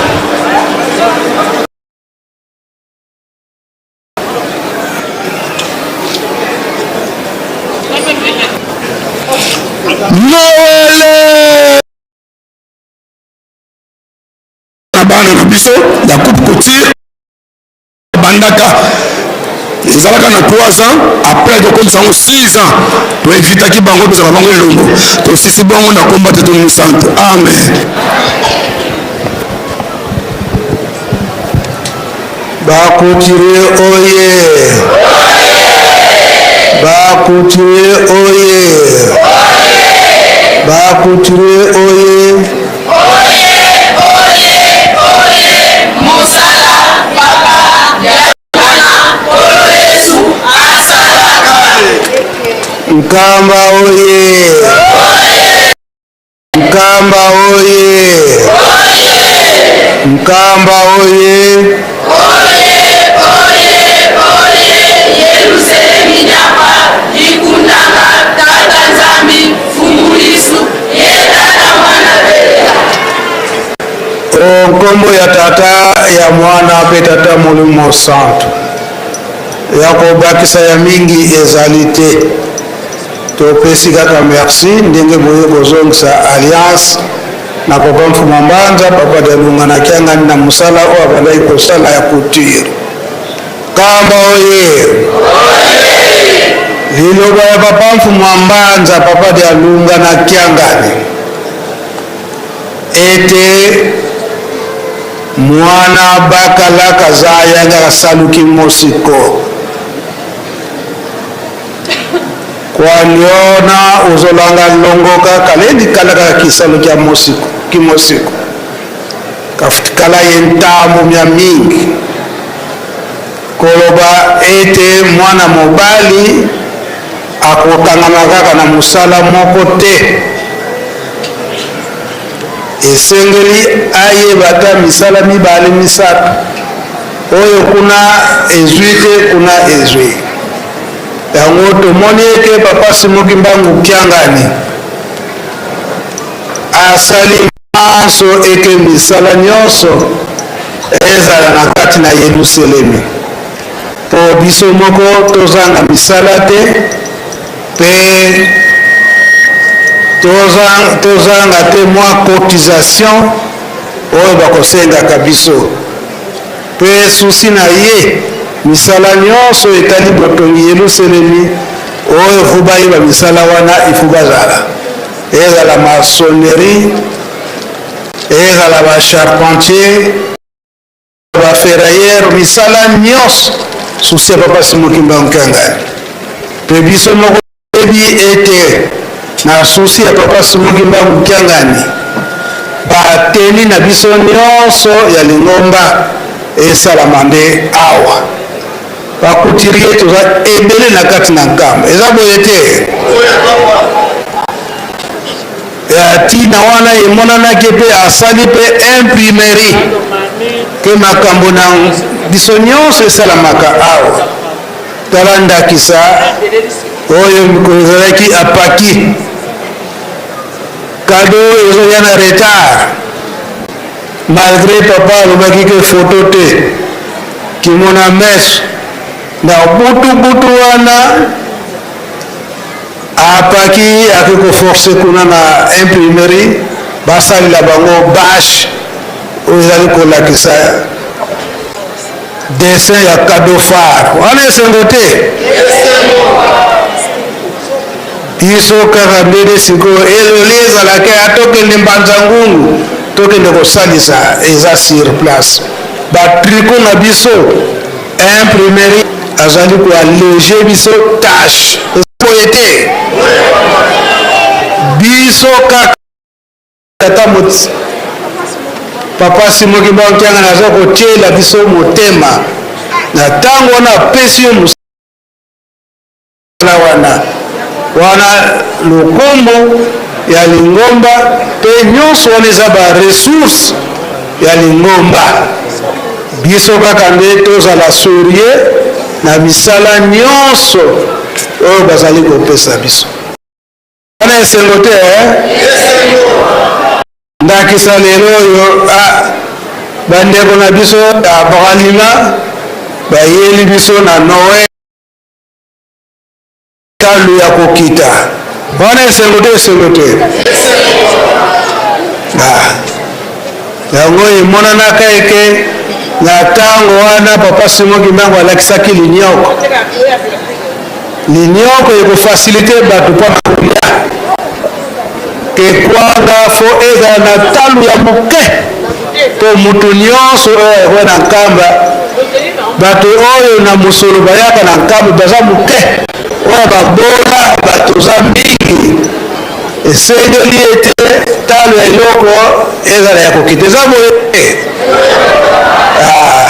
nyonso batata bakongisa yango toprofite na ndeko na bandeko na biso bacouturier ndenge boya korapele biso likambo yango ezali mpe mpona biso nyonso eza bolamu ya biso nyonso. Encore une fois merci tofia okili bacouturier oye toyoki te tika totonda maloba ya nzambe na biso okomi misato ya boli okomi ya tata mwana mpe tata molimo sante. Merci papa. Faki ale bimisa oso bandeko bacouturier. Et voilà, tomoni bongo bacouturier bango wana bauti kosala alliance na papa Fuma la kapita ya Yerusalemi kola ete papa Fuma Mbanza pe azalaka couturier.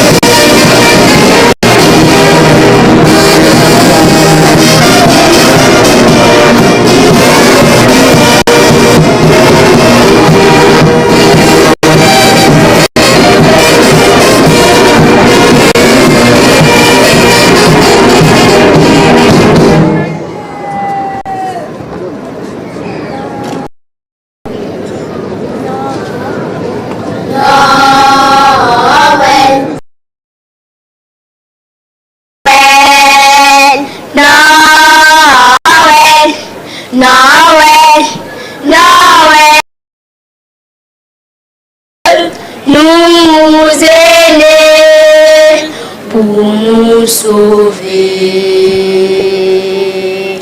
Noël, Noël, Noël, Noël, Noël, Noël, les fils de Dieu nous est né pour nous sauver.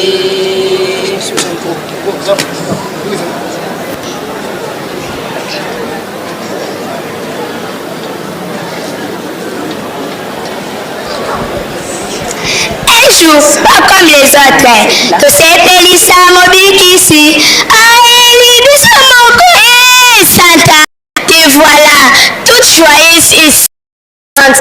À quoi elle dit cela en plus? Vêtue en vert blanc, tu ne vas pas à l'école. Oh, regarde-moi celle-là. Où as-tu mis ta tête, Maria? Espèce d'ignorante, tu fais semblant ou tu fais exprès? Mais quoi, Santa? Dis-moi, pourquoi es-tu habillée en vert blanc? Voyons, ma petite amie, aujourd'hui c'est un grand jour. Un jour pas comme les autres, c'est la grande fête. La grande fête, la grande fête. Mais quelle fête? Car il y en a tant dans l'église kimbanguiste. Elle célèbre pas mal de fêtes. Oh, ma petite amie, oh, ma bonne, c'est la fête de la naissance de Papa Dialoungana Kiangani Salomo. Jésus-Christ dans son deuxième venue au monde. C'est un grand jour, pas comme les autres. Santa, dis-moi, tu me certifies que c'est le même Jésus-Christ, que celui de Nazareth? Mais oui, c'est bien lui. Ah oui, je vois, je me retrouve. 110 ans viennent de s'accomplir depuis sa naissance en Kamba Nouvelle-Jérusalem. Le 25 mai 1907. Noël, Noël, Noël. Hey les amis, salut. Quoi des bons, vous êtes toutes resplendissantes. Gracia, nous sommes dans l'allégresse. Mais pourquoi? Puis-je connaître la raison? La raison est simple. Dieu a tourné sa face à la race noire. Il nous a envoyé le Messie noir. Né au nord de la Nouvelle-Jérusalem. Et les amis, savez-vous? Quoi encore? Papa Dialoungana Kiangani Salomo fut le gardien du sanctuaire. Il s'était investi à construire Kamba et ses environs. À titre d'exemple, le temple d'Nkamba, Nzouamintulu ou le palais royal. Il a également bâti l'école et construit le pont.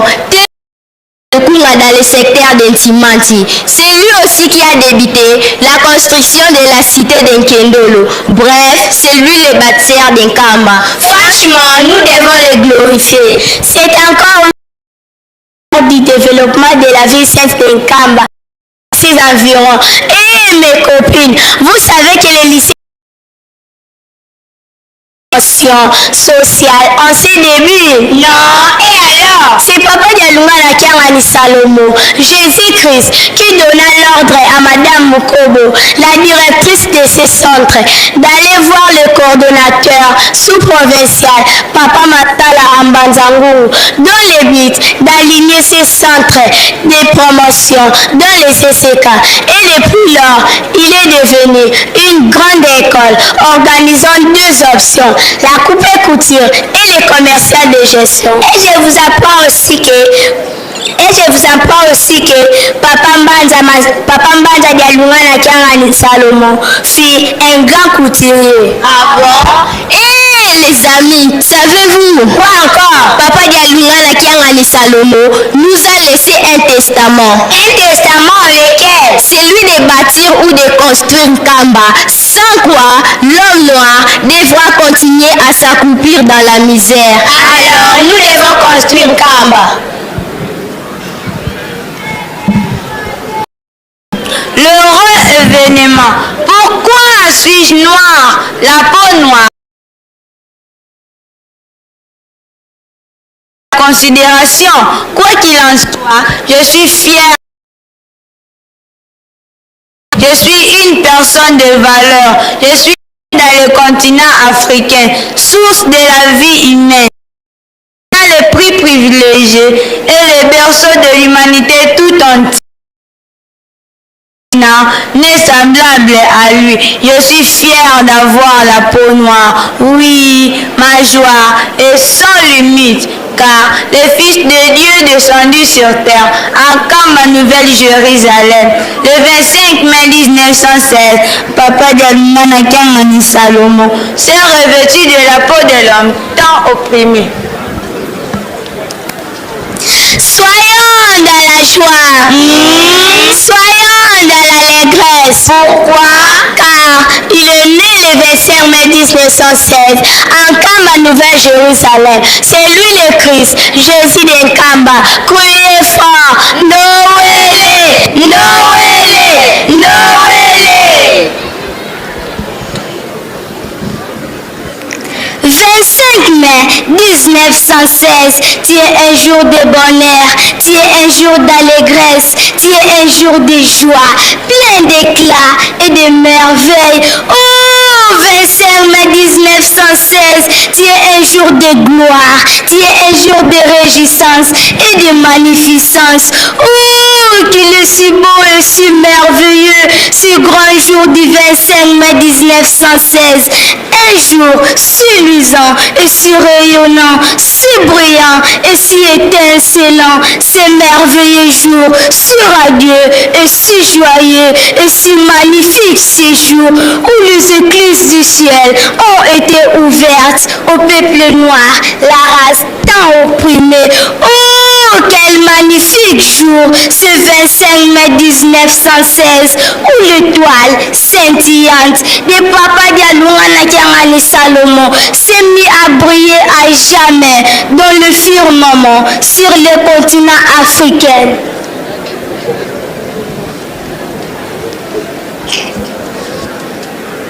Un merveilleux jour. Oh, que ce jour est si grand, si merveilleux et si magnifique. Ce beau jour où la terre africaine est de nouveau illuminée. Il est si beau et si magnifique, car la race noire est encore une fois de plus visitée et revalorisée. Un signe du ciel est de nouveau apparu sur cette terre. Oui, en ce beau et grand jour du 25 mai,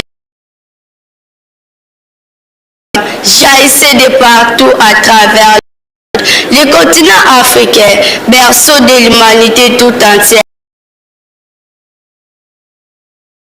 Papa Dialungana Kiangani Salomon, oh grande et aux richesses fabuleuses, oh beau peuple noir. Sois fier et réjouis-toi, car la naissance de Jésus-Christ, dans sa deuxième venue au monde, prouve à suffisance que tu es belle et bien le lit du Dieu créateur.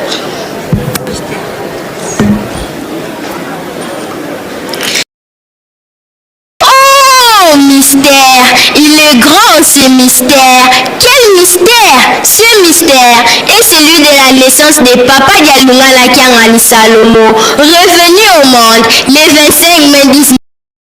Jésus-Christ dans la Nouvelle-Jérusalem, inconcevable aux yeux des hommes, et pourtant il avait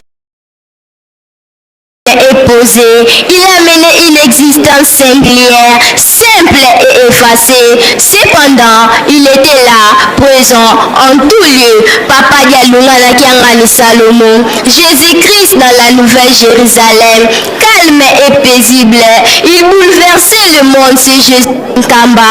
Son silence désarmant était légendaire, gardien du sanctuaire, son regard fut pénétrant, son intelligence fut étonnante. Papa Dialungana Kiangani Salomon, Jésus-Christ dans la nouvelle. La sagesse n'avait rien d'égal, ni rien de comparable à celle de commun des mortels. Oui, mystère, quel mystère! Papa Dialungana Kiangani Salomon, Jésus-Christ dans la nouvelle Jérusalem. Oui, dans l'espace et dans le firmament. Oui, il est parmi nous. Son air atteste lui d'honneur. Mystère, quel mystère! Ce mystère est celui de la croix. Jésus-Christ dans la Nouvelle Jérusalem en cette 4e génération. cru? Qui aurait cru? Qui aurait imaginé? Qui aurait imaginé? Un grand homme de Dieu disait, Dieu est noir. Jésus-Christ est un Africain, c'est la vérité. Oui, c'est la vérité. Car voici Salomon Dialungana, Jésus-Christ, dans la nouvelle Jérusalem. Criez très fort, Noé! Noé! Noé! Bonjour Nkamba, Nkamba, je t'aime bien tissé, je t'aime de tout mon cœur.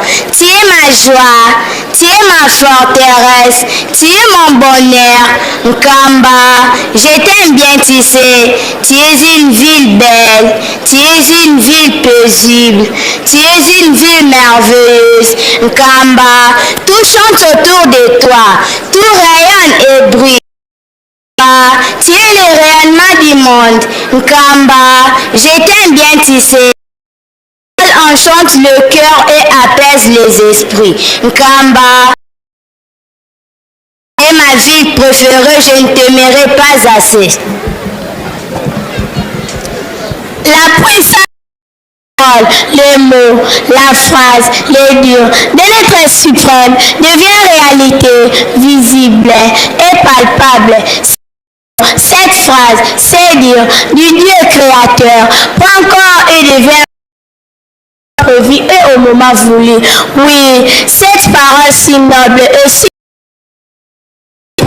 dirigeant le monde spirituel et le monde matériel, se manifeste et se matérialise absolument en temps voulu et au moment prévu. C'est par la parole puissance de l'Éternel que la terre et le ciel existent, que le soleil, la lune et les étoiles brillent et scintillent dans le firmament. Oui, c'est par la même puissance de cette noble parole que les eaux des mers, des lacs, des rivières, des fleuves ruissellent et coulent paisiblement sur cette terre, les savanes, les bosquets, les plaines, les vallées et les montagnes où sont parsemés les herbes, les fleurs, les arbres et toute autre plante, aussi luxuriantes les unes que les autres, seul refuge de la faune et où survolent les oiseaux, les papillons et bien d'autres espèces qui doivent leur existence à la puissance de la parole de l'être suprême. Oui, les mots, la phrase, les dires de l'être suprême devient réalité visible et palpable au moment voulu et en temps prévu. Et oui, c'est par cette parole si noble et si puissante, sérieusement dans Bolingo, Mibeko, Misala, dite par le Dieu créateur, aujourd'hui incarné par sa divinité Papa Simon Kimba Nkiangani, Dieu le Saint-Esprit, l'église kimbangiste hier et aujourd'hui arrive à réaliser et à concrétiser des projets de grandes envergures, ne visant qu'au bien-être et au développement de l'être humain. Oui, c'est par la puissance de la parole, si noble de sa divinité Papa Simon Kimba Nkiangani, qu'Nkamba, la nouvelle Jérusalem, doit aujourd'hui sa grandeur et son épanouissement. Poème et scénette de la référente Mikoboka Wada Marie-Thérèse Binele, conseiller résident des essais Kankamba, déclamé par les élèves de l'EP Yankamba, dont Buli Diangituka, du lycée Diangienda, Mamonekele Toussafu, de l'Institut Banzankamba, Malek Kwabe, Carte Manuan, Ndundu Makand, Mwesa Oumba, Makela Toussevo, nous vous remercions.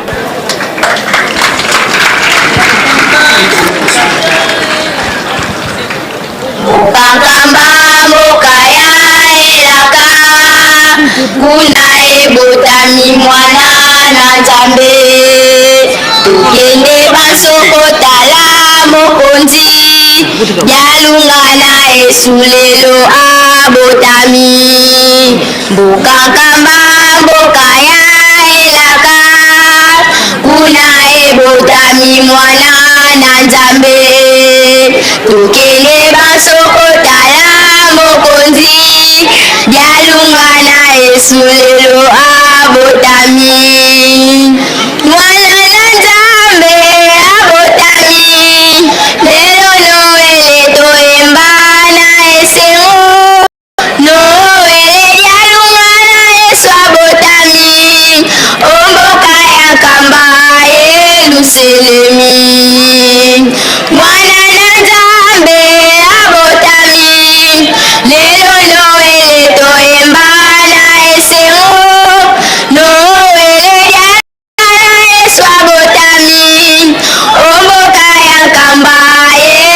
Selemi, Noé le mokolo, moi et Sengo, Yesu dialunga na botami, Noé le mokolo, moi et Sengo, Yesu dialunga na botami, Noé le mokolo, moi et Sengo, Yesu na botami, Noé le mokolo, moi et Yesu dialunga na botami, lelo mboka konzi dialunga na ye, mitema na bisope, tope toya na solo, kwete toyamba ela esengo Yesu wa botami, Noé le mokolo, moi et Sengo, Yesu dialunga na botami, Noé le mokolo, moi et Sengo, Yesu dialunga na botami. Tobetela bango maboko maboko maboko maboko maboko.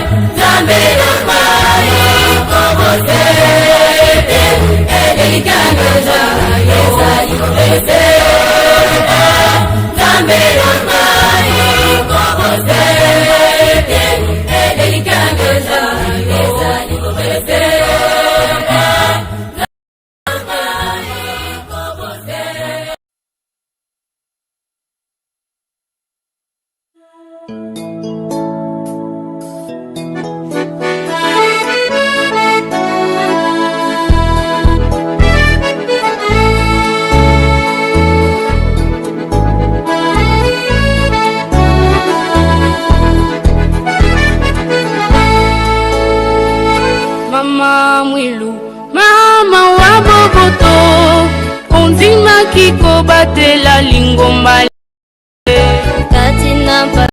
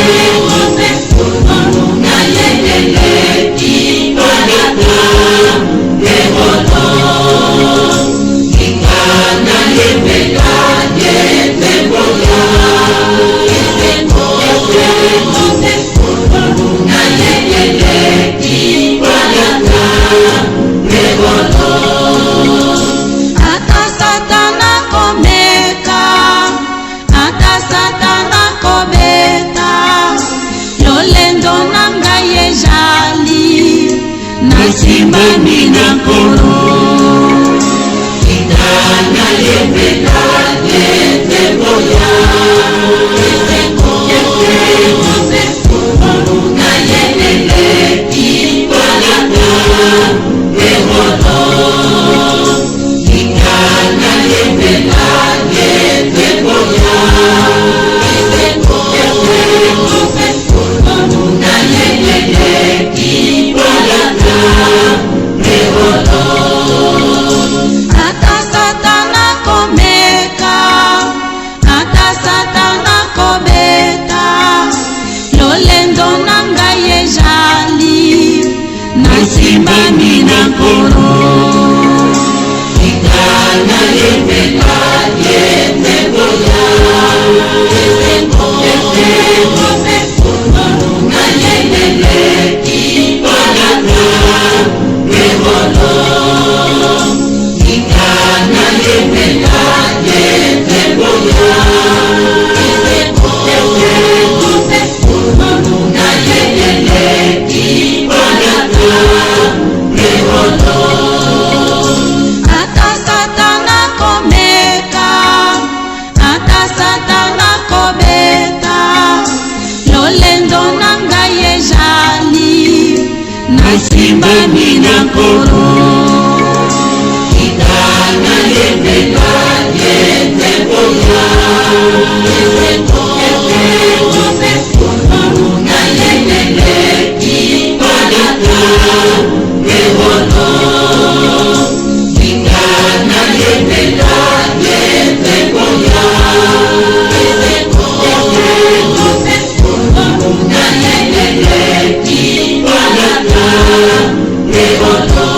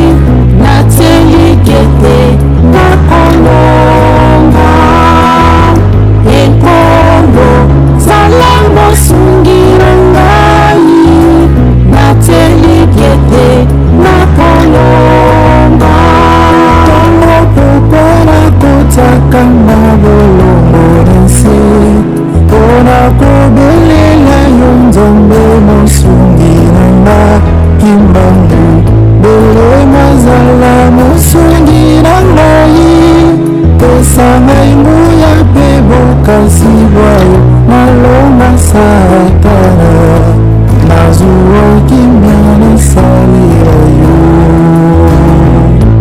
nazuwa kimia nasalela yo tango pokwela kotaka na bolongo nase mpona kobelela yo nzambe mosungi nanga kimbangu bele mazala mosungi na ngai pesa ngai nguya mpe bokasi bwayo nalonga satana nazuwa kimia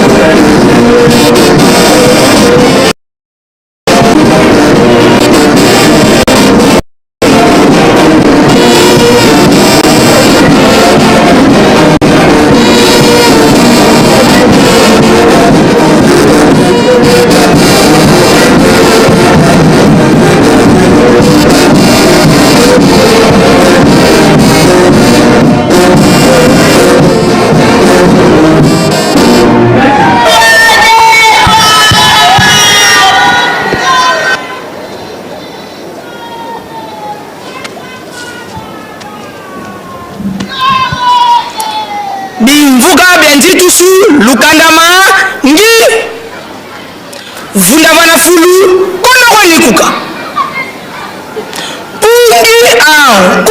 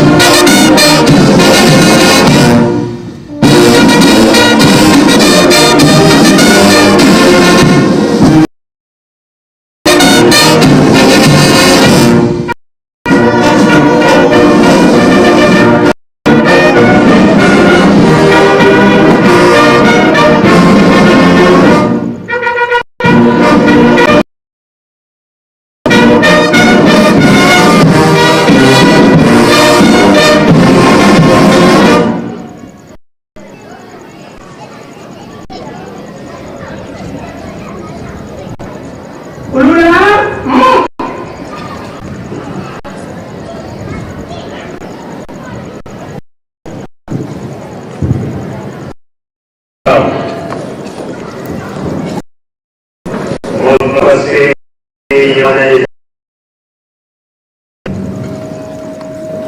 tufukamane tukutulifundira matondo kwange tata kisolokelelokelo tata naluka na changai iye tata negenda kuntima mfuma mlongo Mzabi mosi tata simoni kibango kyanga ni pepe ya ndogo sadisi kani tembo kusikila mamujabu yika imani yeti kweti sita kumumbangu kama lungu kyakala kya nsweki lungu kisa ya kane kisangu mafingi matu lufufa mulu tukondolo tuka munza mudibundu mubisalu ye mubifulo bituzingira nga ye mumakanda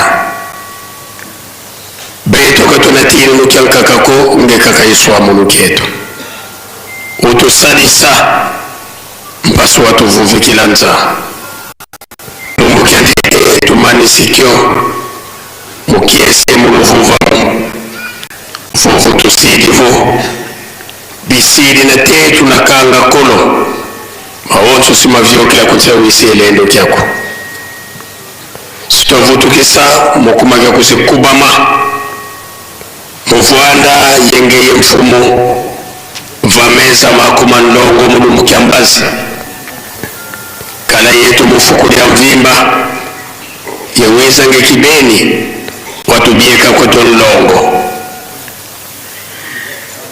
kwa beto tunakwenda mukunavutukisi mundu vana vakalwakili mu Yerusalemi ombele watu amantwala sala manima wakesa nisumbule bivonza muzora kwange dieto se mwana yetata mwanda vela exambu rake mfumu wetu Yesu Kristo yozola kwa mtata nzambi wase yontwadi mtata mwanda wa velela bika kwa masikilanga munaita tukwa kwa mvu se ye mwana tata mwanda wa velela. Amen.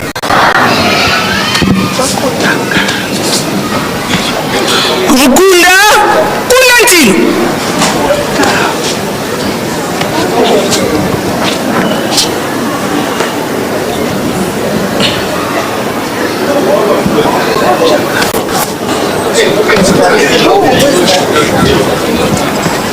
kulula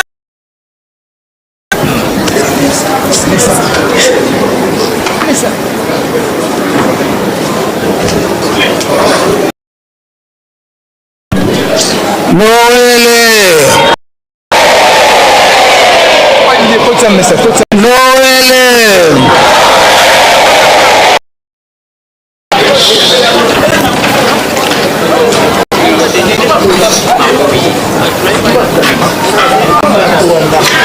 limbisa biso nzambe na biso taosala bino sini bozolala limbisa biso papa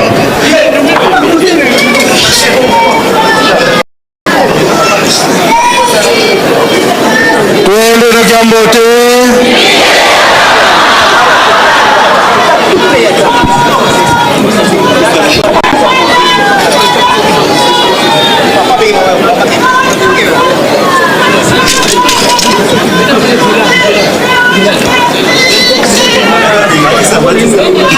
na kombo na tata mwana pe tata molimo mosantu lelo ezali 110e anniversaire ya papa Dialongana na yango papa akokata gâteau d'anniversaire bambuta tosengi na bino nyonso bovanda esika bozali bagâteau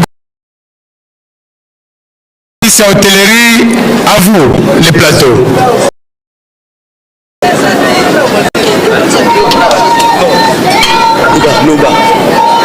Biso banso tokeinde kuna ya résidence. Donc elobi boyi pona signe biso nyonso tokekuna na résidence esika makambo nyonso kolekela kuna akanisi mpona information eza na ebongo mpona likambo etali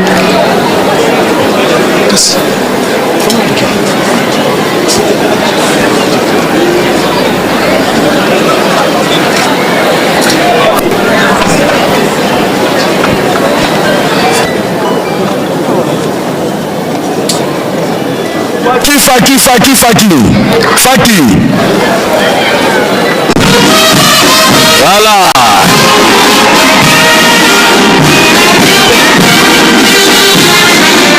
Likambo anniversaire.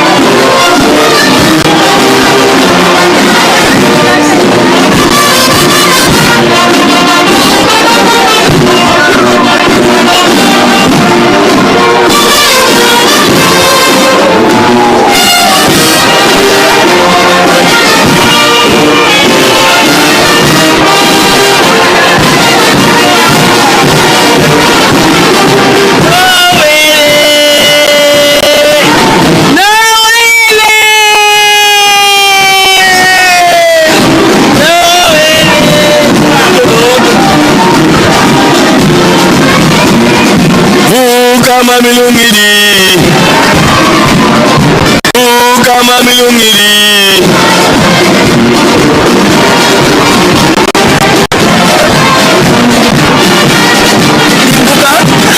il commence bien, finit bien.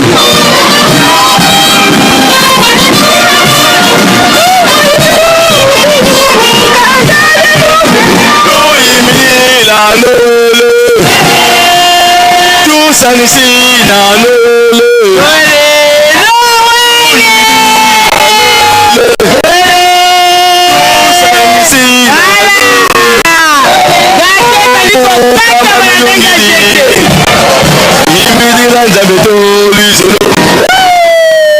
Musanisi na nzameto utulu Oja lungana kyangani utulu Oja lungana Wimbi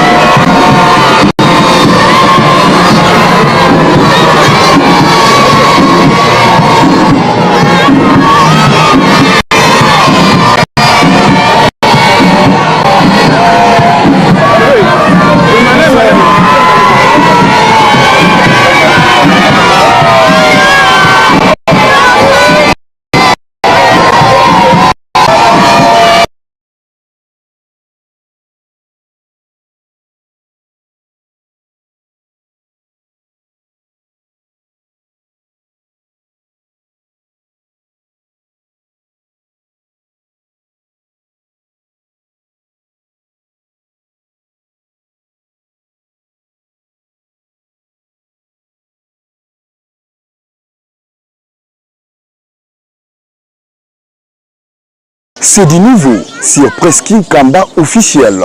Dès maintenant, vivez les activités du chef spirituel et de ses conseillers directs, les informations de l'église, les émissions et les cultes en direct d'Nkamba Nouvelle Jérusalem. Partout et à tout moment, restez connectés à la Presqu'île Kamba officielle, votre chaîne de proximité désormais en live. Suivez-nous en direct sur YouTube. Presqu'île Kamba officiel, la voix qui vous accompagne désormais en temps réel. Connectez-vous car le direct c'est maintenant.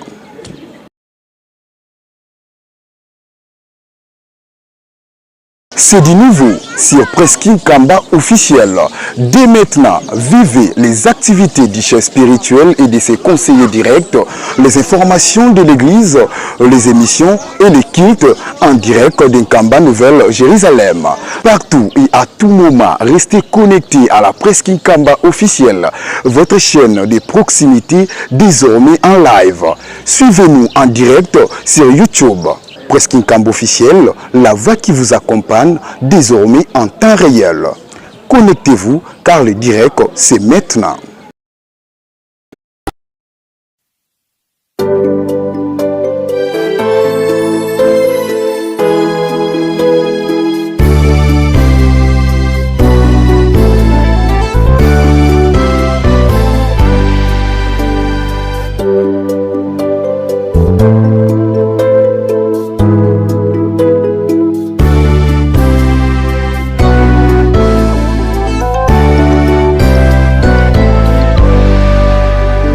Yakatusi mwana nzambe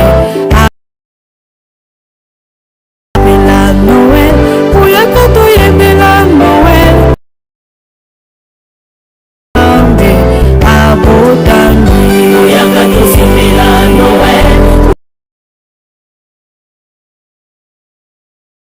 nzambe abotangi uyakatusi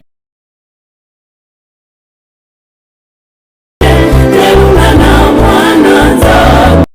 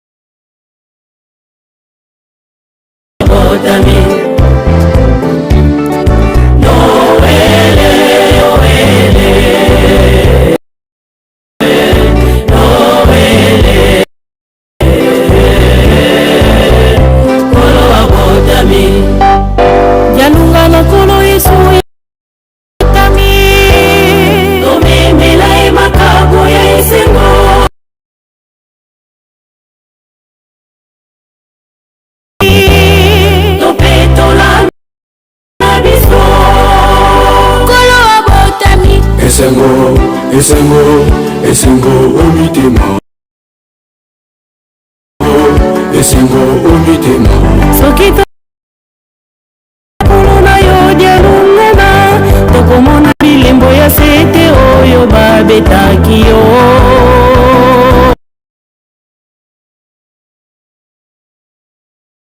ope na makolo na yo dialungana tokomona bilembo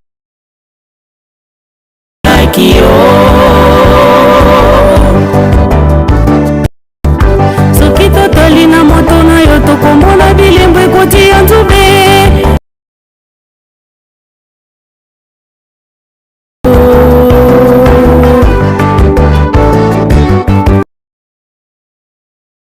tokomona bilembo ekoti ya nzube yo balatisaki yo na liwa nekulusu